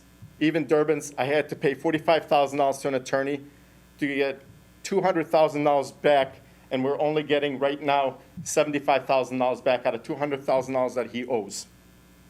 That's why this apartment is going in. That's why I have trying not to increase taxes, whether it's for Link or other ones. We do 2.5% to 2% increases and try and keep the building up to date. I did the parking lot 2 years ago. I want to keep the building healthy. I want to keep it attracting the right people. And I am in downtown area. I am in a busy district, and I wanted to see it busier because I don't like to see empty buildings. I don't care for Amazon. I'm a single operator. I'm a business owner and a property owner and a builder. I've been through it, and I know it better than anybody else. So I appreciate the comments early from the board. They were very positive, and some of them had their concerns, and I appreciate that and respect that. and I respect my tenant's opinion, and I will correct the problems that need to be addressed. And I appreciate the opportunity to speak in front of all of you, and I'd like to be a long-term person involved in Tinley Park and other parts of the city and in the state. Thank you. Okay, thank you for your comments. George, at this time, I'm going to ask our commissioners if they have any further questions for discussion at this time, and I'm going to go down the list. So, Commissioner Lasciuto, any comments after hearing everybody speak? I have no further comments. Okay. Commissioner Manny, No further comments. Commissioner West, No comment. Commissioner Gaskell, No comment. Commissioner Gatto. No comment. Okay. This is Chairman Gray. I do have one comment. I was glad to hear, George, that you said you'd be happy to correct the locks first thing this Monday. I do think that's in the spirit of cooperation. It's good to hear that. I am disturbed by the issues with Durbins. I know those aren't directly attributed to you. Sounds like you've communicated to them, but I think there has to be either continued discussion, because obviously it sounds like I'm troubled to hear that they still stack stuff there, willy-nilly, just in case something does go wonky. So, but it does sound like you're willing to take care of those locks. Absolutely. So I do appreciate that. And I talk to Durbins every time I'm at the building, and it's an ongoing situation. It's been going too long. And I mean, I don't know what else to do. I don't want to be the person to rat them out. I'm not that kind of person. I usually walk over there, I tell John or I tell Tom, whoever I see. Those are the most senior people there. I don't talk to management. I don't talk to the busboy, because I know you need to talk to the person who's in charge. And they are the two people who are in charge. But, maybe just send an officer there on Tuesday, Wednesday, maybe it'll shake them up a little bit and then let them know and follow up in a month later, just to make sure it's still being done. I'm not happy with it either. I feel with them. I really do. Okay. And I can give Okay, you, well, thank you. I can maybe give you the contact for our fire inspector if you don't have it, and maybe that's good. That's where it belongs. I know Dan Reardon really well. I've known him for over the years. I mean, You- I don't want to be the one. If you know there is an issue there, as the property owner, I recommend you. I know, but I approach it, and it's just, it's happening too much. And I've been, literally every time this past week, it's been on and off. Sure. I mean, they put stuff to the side, then they fill up the room, and then they put stuff to the side. I'm like, come on. Well, if they're not fixing it for you, then you personally need to blow the whistle. You need to go to the fire department. No, you need to file a complaint with the fire department. It's their. It's issued to the village board right here. There's nobody better than that. You guys have it in your hands. I asked for an inspection next week and follow in another month. Well, that's. I mean, the notice is out to everybody. Sure. I'll just recommend, if you know there's an issue, you contact our department. I would just say right now, send somebody out next week. I'm going to tell you that. Sure, I'll talk with our fire department.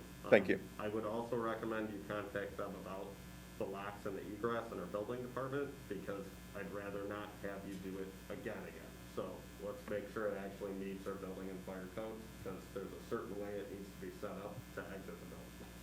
So, I'm with you. If you're running down an egress route, you have to be able to get out. And so Right. normally there's panic hardware and stuff. If Right. there's not, Push bars. there's ways to Yeah. get around it. Yeah, I will put push bars there and get rid of that, but Sure, there's latches. and they've been told not to come into that building at night or use the bathrooms there. Okay, well, so let's work with the building and fire department. Okay. To make That's sure fair. it's actually addressed the right Sure. way, so we don't Yeah, have I to- understand. I get it. Yeah, I understand. I'm fully there. Okay, this is Chairman Gray. If there's no further questions or discussion, may I have a motion to close the public hearing?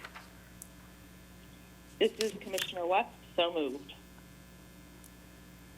This is Commissioner Manny. I second that motion. Chairman Gray. Motion made by Commissioner West, seconded by Commissioner Manny. Thank you. I will ask for a voice vote. Are there any opposed to this motion? Hearing none, the motion is carried. And I'll again ask, just Commissioner, are there any further comments or discussion regarding this matter? If so, just speak up. If not, we'll move forward. Okay. Hearing no further comments, staff, can you review the draft standards for a variation? Sure. One second. So similar to the other one, we'll just do a little summary of what we drafted here. And they're in the staff report as well as on the screen as well. So the standards for a variation are really that the request is to reuse an existing commercial office space with a fixed footprint that's smaller in size of what's permitted for residential use. The variation is not, if not granted, would remain vacant. If approved, this becomes a mixed-use building, which is permitted and comes closer into compliance with the legacy plan requirements. But that essentially is one unit without the ability to expand the footprint of the building under its current configuration. There's also some additional legacy code standards which relate to the compliance with the legacy plan and the legacy principles, which really relate more to making sure the downtown core commercial is supported, and that there's some additional, basically, housing units to support that commercial core, as well as help the economic development overall within that legacy plan area, and adding essentially a unit and decreasing vacancy helps promote those ideas.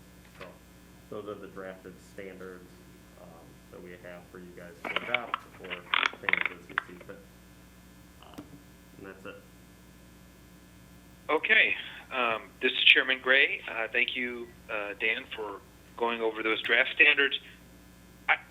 I do want to mention what Commissioner West had said earlier about adding a condition about the entrance door being appropriately fixed prior to approval. So I know we're going to move to the motions at this time, but I'm asking staff for some guidance in terms of what verbiage do we need to use for that condition in the motion? Sure, I think you can just kind of generally say that any building or fire code issues with the entrance will need to be fixed. And I don't know if you want to put like a timeline or something on it, but I don't think you need to, because it's what they've described.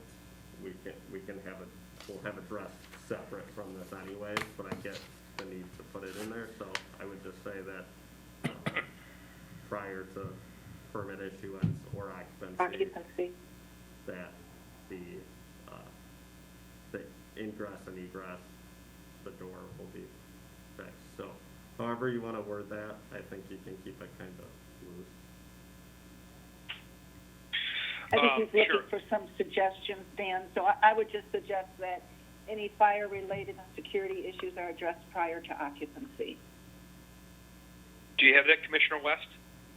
Yes, I do. Thank you. Okay, great. Okay, thank you, Paula. Thank you, Dan. I appreciate the clarification. So at this time, may I have a motion for the variation? This is Commissioner West. I make a motion to recommend that the village board grant a 243 square foot variation to the petitioner, George Fakery, on behalf of GFC Tinley LLC to permit a 557 square foot dwelling where the minimum usable floor area is 800 square feet at the property located at 6732 173rd Street in the DF Downtown Flex zoning district, in accordance with the plan submitted and adopt findings of fact as proposed in the April 1st, 2021 staff report, subject to the following conditions. 1, a parking stall shall be dedicated to the apartment tenant with appropriate signage. 2, a bike rack with at least one bike parking space for the apartment tenant be installed. 3, the variation is limited to one unit within the building and no other variations for unit sizes shall be sought, as they should first be combined to create a building. Be combined to create. 4, a building permit is required to be submitted and approved by the building department before proceeding with any work. 5, any building or fire code issues must be corrected prior to occupancy. This is Commissioner Gatto. I second that motion. This is Chairman Gray. Motion made by Commissioner West, seconded by Commissioner Gatto. Secretary may have a roll call. Commissioner Manning, Yes. Commissioner Gatto, Yes. Commissioner West, Yes. Commissioner Gaskell, No. Commissioner Mosquito, Yes. Chairman Gray. Yes. Okay, this is Chairman Gray. The motion is carried. This will go to the village board on April 13th, 2021. So, Mr. Fay Curry, please get with staff on how to attend. Obviously, you're there in person, so you have that option. But get with staff to confirm your attendance. And thank you for your time today and for everybody's time today. Yeah, he's not in the room right now, but I'll say it'll go to April 13th and then April 20th as well, within the vote. So there'll be 2 village board meetings, right? Oh, correct, yeah, since it was unanimous. Okay. With that, we will move on to item 3. The third item this evening is a workshop to consider approving a site plan and recommend, I actually have the wrong, it's a workshop on Sunset Estates Townhome Development located at 6864 and 6900 179th Street. Architecture, site plan approval, annexation, and final plat approval, rezoning, and variation. Staff, can you please make your presentation on this workshop item? Thank you, Chairman. This is Paula. There is an error there you see on your slide where it says it's a public hearing. This is a workshop, not a public hearing. So we have 5 items that we're going to be reviewing and analyzing this evening. The first being rezoning. We have 3 parcels, and as I'll get to in a moment, 2 of them are an unincorporated Cook County, so they'll have to be annexed, and the other one will be a rezoning as well. We're going to do site plan and architectural review. There is a variation request as well for a rear yard setback. And then we have 2 plats that will be reviewed, the annexation plat and the subdivision plat. So if we go to the first slide, I want to put this in context in terms of making sure we all understand where it is located. Still kind of in the downtown area. This is just outside of the Legacy District. It's west of Oak Park Avenue on the north side of 179th Street. We had the recent townhome development, Union Square on Oak Park Avenue, but this is just down the street, just west of there. Let's go to the next slide, please. I want to put this in context of the various districts so it's clear. This property is not in the Legacy District, but a portion of the property, and you'll see parcel number 1 shares a boundary with the Neighborhood General Legacy District. Parcel 2, the south of that, is immediately adjacent to an R6 zoning townhome development. And then parcel 3, which is west of that, is in the village and is zoned R1. So you can see that it's a little bit different in that a portion of the property we have to make sure to get annexed and then rezoned, and then another parcel we are looking to rezone it from an R1 to an R6. The R6 zoning district provides for townhomes. It's consistent with the zoning to the east and the southeast of this property.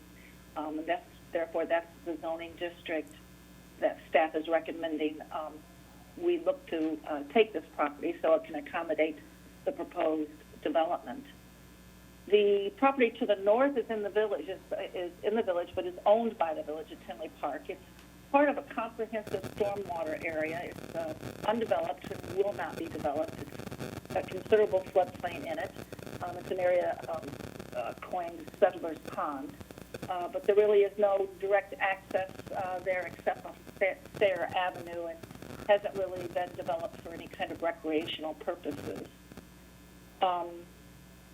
And then the county zoning, just so you know, and those of you that have been on the commission for a while, there's no standard of the industry and what the zoning districts are called. Our single-family zoning districts are different than what is in the county, but I just wanted you to know that the county district for the parcel 1 and 2, as well as the area south of there, is an R3 district, which in the county represents a single-family residential large lot development, and that's what you see on those properties when you go out there. So the comprehensive plan looks at this as a mixed-use PUD. Our comprehensive plan is a very old plan, by the way, but it's important that you at least recognize that there was some planning done for the site. So next, I kind of want to go into, before we get into the site plan review, I want to talk a little bit about this property in context to the area. Let's go to the next slide. As I mentioned, we're right next to the Legacy District, which you know is regulated by the Legacy Code and is a result of the 2009 Legacy Plan. And part of that plan, none of the current staff was here when the plan was done, but we certainly read through the plan and believe we understand it, but we were not part of the process, so some of this is a little bit of guesswork. But in researching this property, I wanted to see if there was any context or guidelines for how this parcel should develop. And it's not in the district, so it's not going to be assigned a zoning district in the Legacy Code. But I did find that there was some context with respect to planned roadways. And if you look at the top graphic with the red circle around it, you'll see the yellow star. That's the subject property. The blue star is just another undeveloped property that has some relationship to this. It's not the same owner, but it'll be the same developer. So and that property is we know that's going to be coming in for development soon. We don't have the plans in-house yet, but we've had some preliminary discussions with the property owner, or with the developer. But you can see in this plan, it's called the Roadway Framework Plan, that there was a proposal to take a road and connect Oak Park Avenue to Sayre Avenue in east-west direction, kind of jogging around Settler's Pond. We could only guess that probably the intent was to provide some access to what might have developed for recreational value. Other than that, I'm not really sure. What I tend to do when I look at a master plan, like the Legacy Plan, you look at what the intent was behind these graphics. And as I mentioned in the staff report, this Roadway Framework Plan attempts to provide the missing links in some roads in promotion of a grid street pattern. For example, on that same graphic, you'll see the red dashed line that extends 178th Avenue. So most of the downtown older area was subdivided on a grid pattern, and yet there are roads, and you probably know some of them if you are familiar with the downtown area, that aren't fully developed. Now, this plan shows 178th Avenue as a guide to look at its extension. But if you know the area, you know that probably won't develop in that manner a lot because of the existing patterns of development in that area. But the Legacy Plan, like we have spoken to you many times, is just that. It's a plan. It's a guidebook. It sets out goals and vision statements for the area. But when I start to look at graphics like this, which are hard-lined, I have to look at it and try to make sure that it still makes sense in context to how we are developing in that area now. When I read the plan, it mentions that The intent of the framework plan was to reinforce the importance of connecting these roads, current and future. And yet, if you look at the red dashed lines I put on that graphic, this proposed road goes nowhere, does not extend past Sayre to the west, and does not extend east past Oak Park Avenue. And it isn't even a midline east-west road like 178th Street.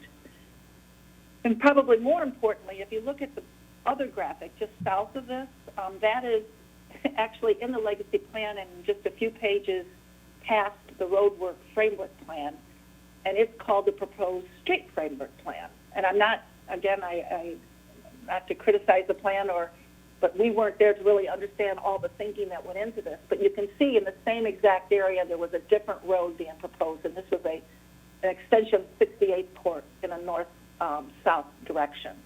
So possibly, they were the riders at that time were trying to contemplate certain scenarios of what could happen in that area and get to give future planners ideas of what could happen. But what we did as staff is we took this project, we took the proposal that the petitioner provided us, and we brought it forward to our development review team. And I'm not sure if we ever really talked to you about this, but we do have an interdisciplinary team that meets.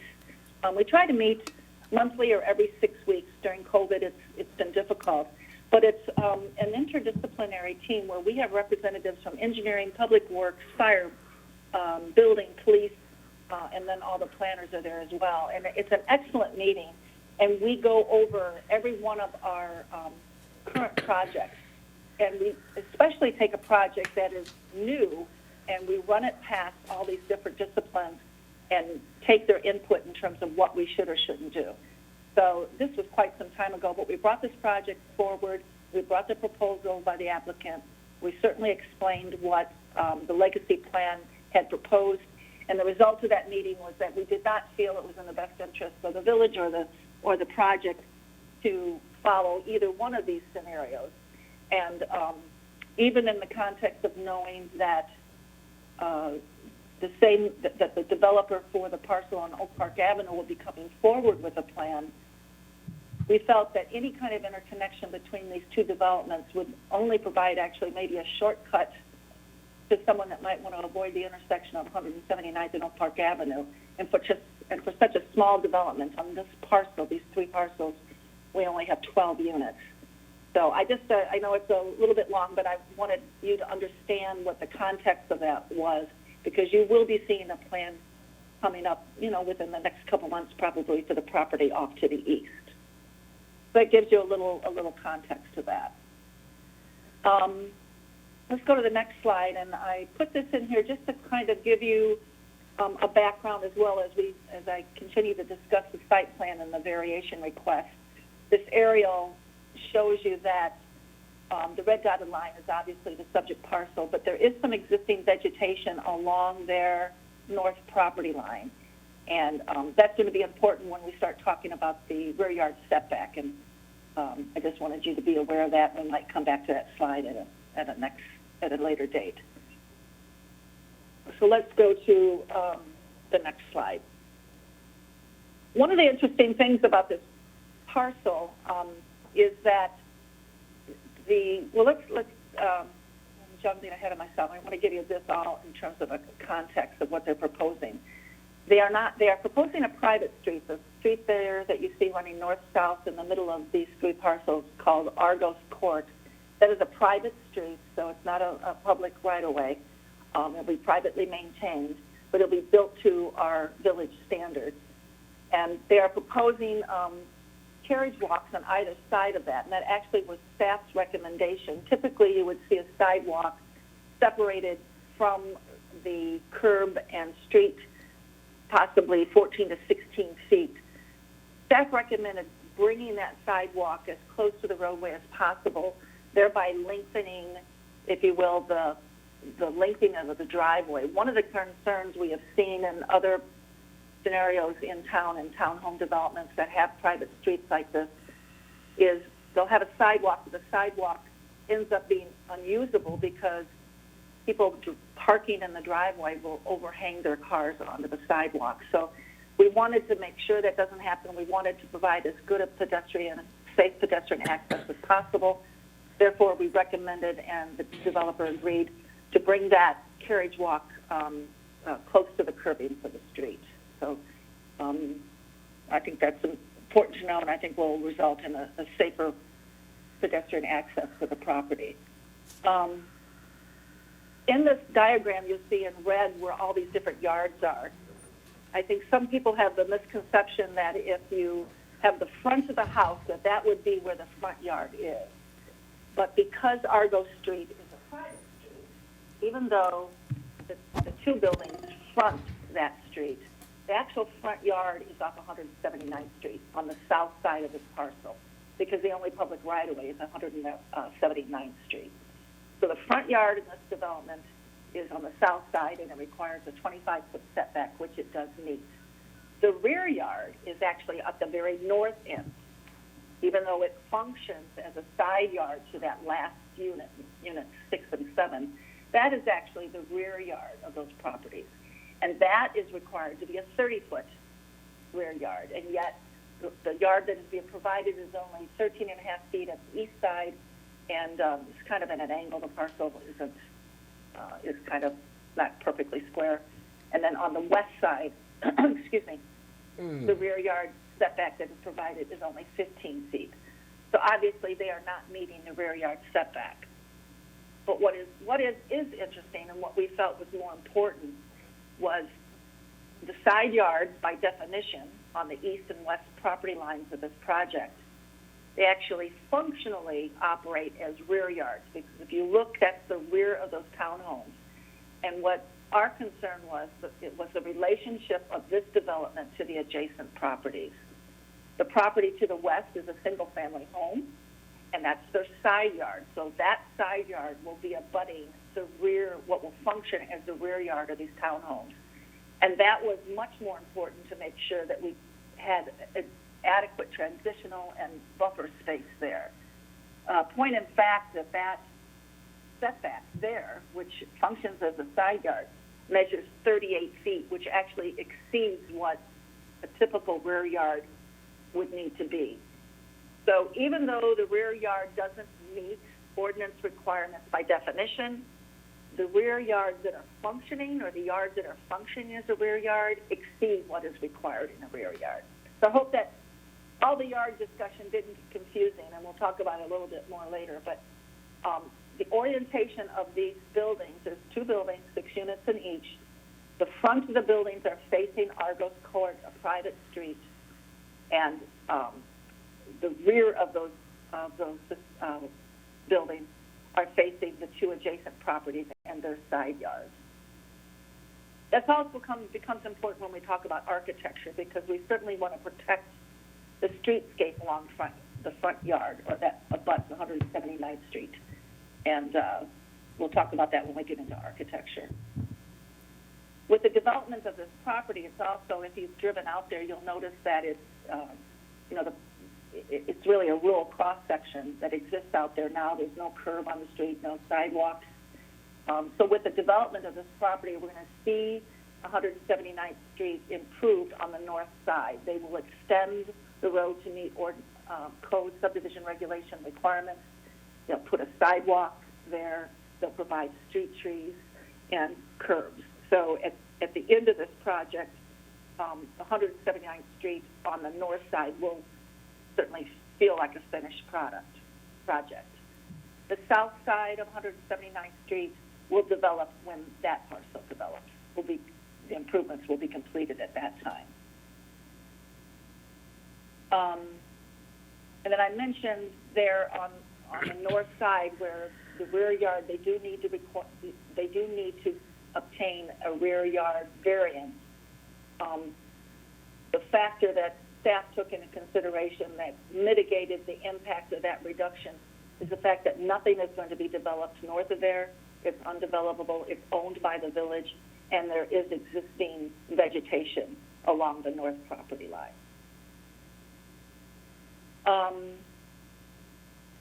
As part of the site plan review, we do have standards. I think that's in the next slide.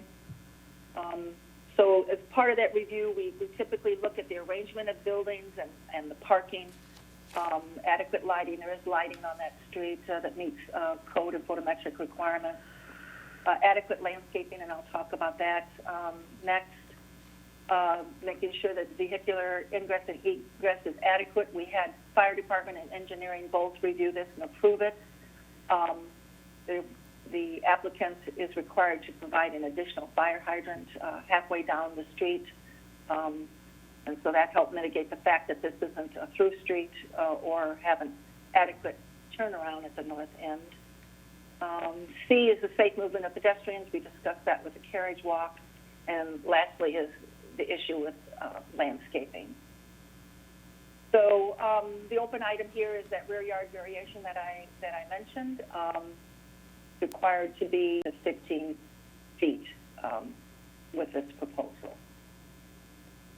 So if we go to the next slide, we can talk a little bit about the landscaping. As I mentioned, the area that I was, or staff was most concerned about was the relationship on the east and west property lines, because those are existing properties. We certainly want to protect them because the rear of these buildings will be facing their side yard, which is usually a diminished yard. We want to make sure that there's adequate screening and buffering. Therefore, we required it's not, the ordinance allows us to require this. It's not a mandatory requirement. But we have the ability to require this, and staff is recommending it, that we have a 6-foot solid fence running along both the east and west property lines. This is a white PVC fence. I think there's a picture, excuse me, in your staff report, 6 feet tall. But in addition to that, we are making sure that they meet all buffer yard requirements. There's 2 large trees at the south end on the west side that will be preserved. But additional to that, the buffer yard requirements are being met. They're actually being exceeded on the east and west property line. And part of that is because per staff's recommendation, we recommended taking some of the plantings that were required on the north side and reallocating them to both the east and the west property lines, mainly because there's existing vegetation on the north side. We felt that there really wasn't a need to buffer against any other use in that area, even though there is a berm. If you noticed in the landscape plan in your packet, there is a berm that wraps around both the northwest and northeast corners of this property. But we feel between a combination of the fence and a combination of the landscaping and actually exceeding landscape requirements that we're certainly protecting the existing property owners to the east and to the west.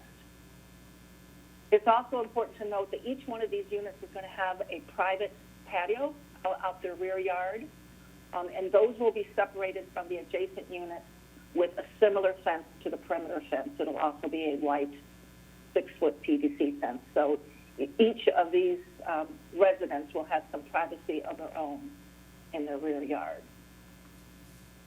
So the intent, staff feels that the intent of the landscape requirements have been met. However, we did recommend a shifting of some of the plant material from the north to the east and west sides.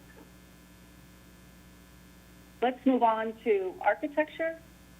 On the next slide. I think you can tell from this slide that we've worked real closely with the architect. I don't believe he's online today, but Lewis is the architect, and he's worked very well with us, trying to make sure we were meeting the standards of architecture that we have in our code. You can see that top plan is where we started, and there was a lot of concerns about making sure we had interesting roof lines. We had some articulation along all facades, and probably one of the most important things was to make sure that we had the facade along 150 or 179, that it looks more like the front of the property rather than a side, because it's designed as a side, and therefore we requested that they wrap around the porch. So if you go to the next slide, I believe it is, it's not in color, but you can see that they provided a fence, or a standing seam metal roof that wraps around the side of the building that fronts 179th, and that helps liven up the street space. My hope is that they'll have patio furniture or whatever on the porch there. It's a 6-foot deep porch. We also had requested they deepen that. The first recommendation was just for a 3-foot porch, and they did deepen that to 6 feet. So we feel that has also improved the architecture of the project. The next slide just mentions the materials. It's not like the old days where we passed around some materials, but you can see that certainly they meet the code requirements for masonry. Has a modern touch, bringing in the metal roof, which I think personally that'd be very cool. And the colors are very attractive. So that's the building materials that have been provided for your review. Just like the site plan, we do have architectural standards that we look at the plan and compare the proposal to. Basically, that we make sure that we have quality materials, that overall it's a cohesive building design between the two structures. And even though it's cohesive, we certainly look for variety and anti-monotony. We have a defined entryway, and that was especially important to make sure that we were having that street space appear to be a front of a building, and that the mechanical units are all screened. They are in the back by the patio, and they will be screened from any kind of public view. Then the last item for review and discussion will be the 2 plats. We do have a plat of annexation. That's for parcels 1 and 2. Once they're annexed, then they will be rezoned to R6. And then the next slide shows the plat of subdivision, which combines all 3 parcels into 1, and then the subdivision into the 12 units. The next slide just summarizes what our open items are. First being, as I went through the historical context of the road alignments in the legacy plan and why staff is recommending not looking at a road alignment consistent with the plan. The second item is the need for the rear yard variation. As I discussed, they have a 30-foot requirement, and they vary between 13.5 feet to 15. And some of the mitigation of that is the fact that it really functions like a side yard and is adjacent to floodplain, undevelopable property owned by the village with existing vegetation. Third item was making sure that the commission supports the fact that the plan as it was proposed meets the intent of the ordinance and provides adequate buffering to the east and west property owners. And the last is that the 2 plats, which I believe I said, I've had engineering review both of those and have given their approval, but we'll certainly want to make sure that we condition those approvals on final engineering for those proposals. So this is the workshop. I'll take any questions. The public hearing is scheduled for April 15th. Okay, thanks, Paula. This is Chairman Gray. So I'll ask the commissioners if they have any comments or questions for you on this matter, beginning with Commissioner Gatto. Commissioner Gatto, any comments? No comment. Okay. Commissioner Gaskell. No comment. Commissioner Manny. It looks like it'll be a nice little development. Besides that, no comments. Okay. Commissioner Lasciuto. I just want to say I do like the carriage walk idea that was provided by staff, and that I do understand staff's reasoning with regards to the side yard is actually the rear yard and that it exceeds requirements, and that the actual rear yard, which acts as the side yard of the properties, just don't abut up against any other developed property. But yeah, other than that, it does look like a really good project. Okay, Commissioner West. Yeah, I would thank staff for a very thorough report. And I agree, I have some concerns about being up against the single-family homes, but I think the plan mitigates that. So yeah, that's it. Okay. Thank you. Again, this is Chairman Gray, and my comments, I do kind of agree with staff's recommendation. For open item number 1, I don't feel that those streets really add, and I know there's different orientations, north, south, east, west. So I think it's okay that that's not quote unquote consistent with the plan. The fences on the east and west, I think that helps buffer from nearby surrounding properties. And I do just in general think it fits that area. I sometimes walk near that area. I know they have those relatively new townhomes to the east off Oak Park Avenue. And I do like what staff presented in terms of the improvement on the side of the townhomes that front 179th Street. So overall, I think it's a nice little development, as I believe Commissioner Manny said earlier. So with that, is the petitioner present? And if so, does the petitioner wish to introduce themselves or have anything they would like to present to the commission on this item? He's present, but he has nothing to add at this time. Just thank you for the nice comment. He said thank you for the comment. Okay, excellent.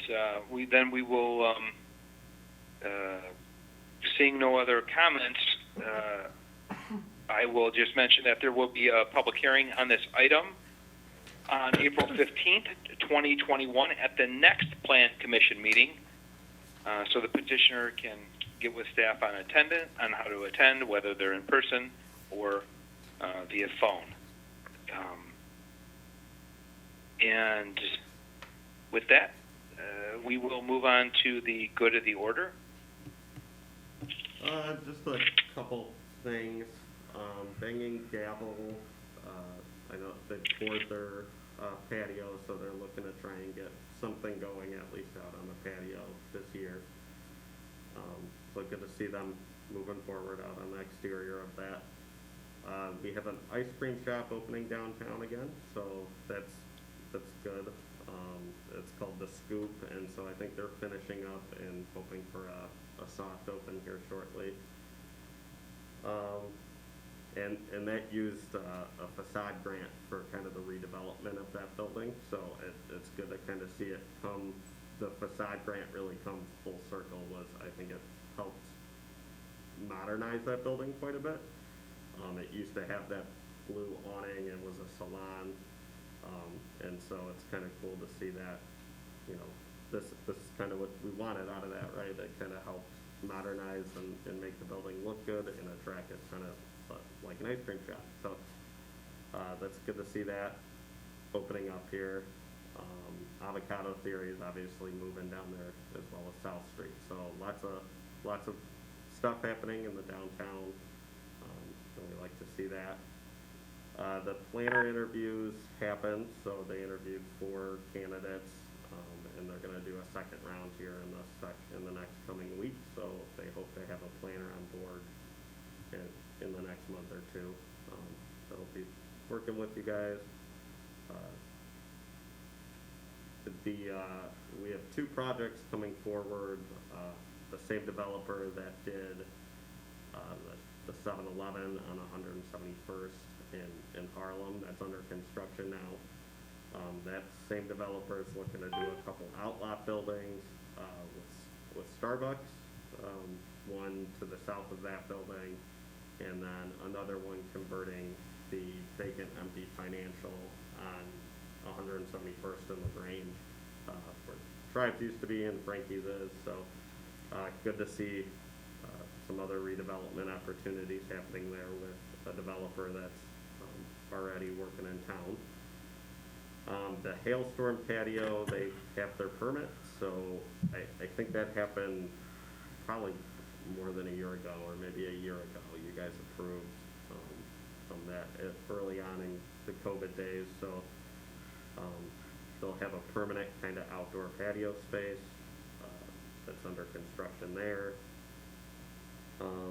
Lastly, Fry the Coop's open, so we have them, and there's another tenant moving into that building as well that I think is like a sweets, ice cream, cookies, or something like that. So that shopping center is busy and is going to have pretty much all food tenants in it, so it'll be an exciting one. So good to see businesses. You're making me hungry. Yeah, I just keep talking about all these food tenants, so it's good to see stuff's still turning out and businesses are still opening. Obviously, it's a tough time, but there's still uncertainty out there, but it seems like we're moving in the right direction. And then April 15th is obviously the next plan commission, so obviously let us know as soon as you can if you can't make it. And also, I'll say, I don't think we've ever mentioned, if anybody wants to come in to the village hall, you can do that now. I know Commissioner Gaskell's in here, but just to throw that out there, anybody that would like to come in can always come in person. Otherwise, can still call in for the time being. That's it. Okay, thanks, Dan. Quick question. Where did you say that new ice cream scoop is located? They actually have it's just to the north of Ed and Joe's, and they actually have a sign up now. So they actually have a permanent blade sign that actually looks pretty good. I have a affection for good signs, so I'm glad they did a nice logo and nice design there on it. But it's just to the north of Ed and Joe's and just to the south of Winans. Okay, But it's not excellent. open right now, right? Correct. I think they're doing a soft opening. If you go on their Facebook Yeah, soft page, open. I open. if you go on their Garrett Facebook, wanted ice cream tonight, I think. yeah, Whitey's isn't open I can walk either. it off.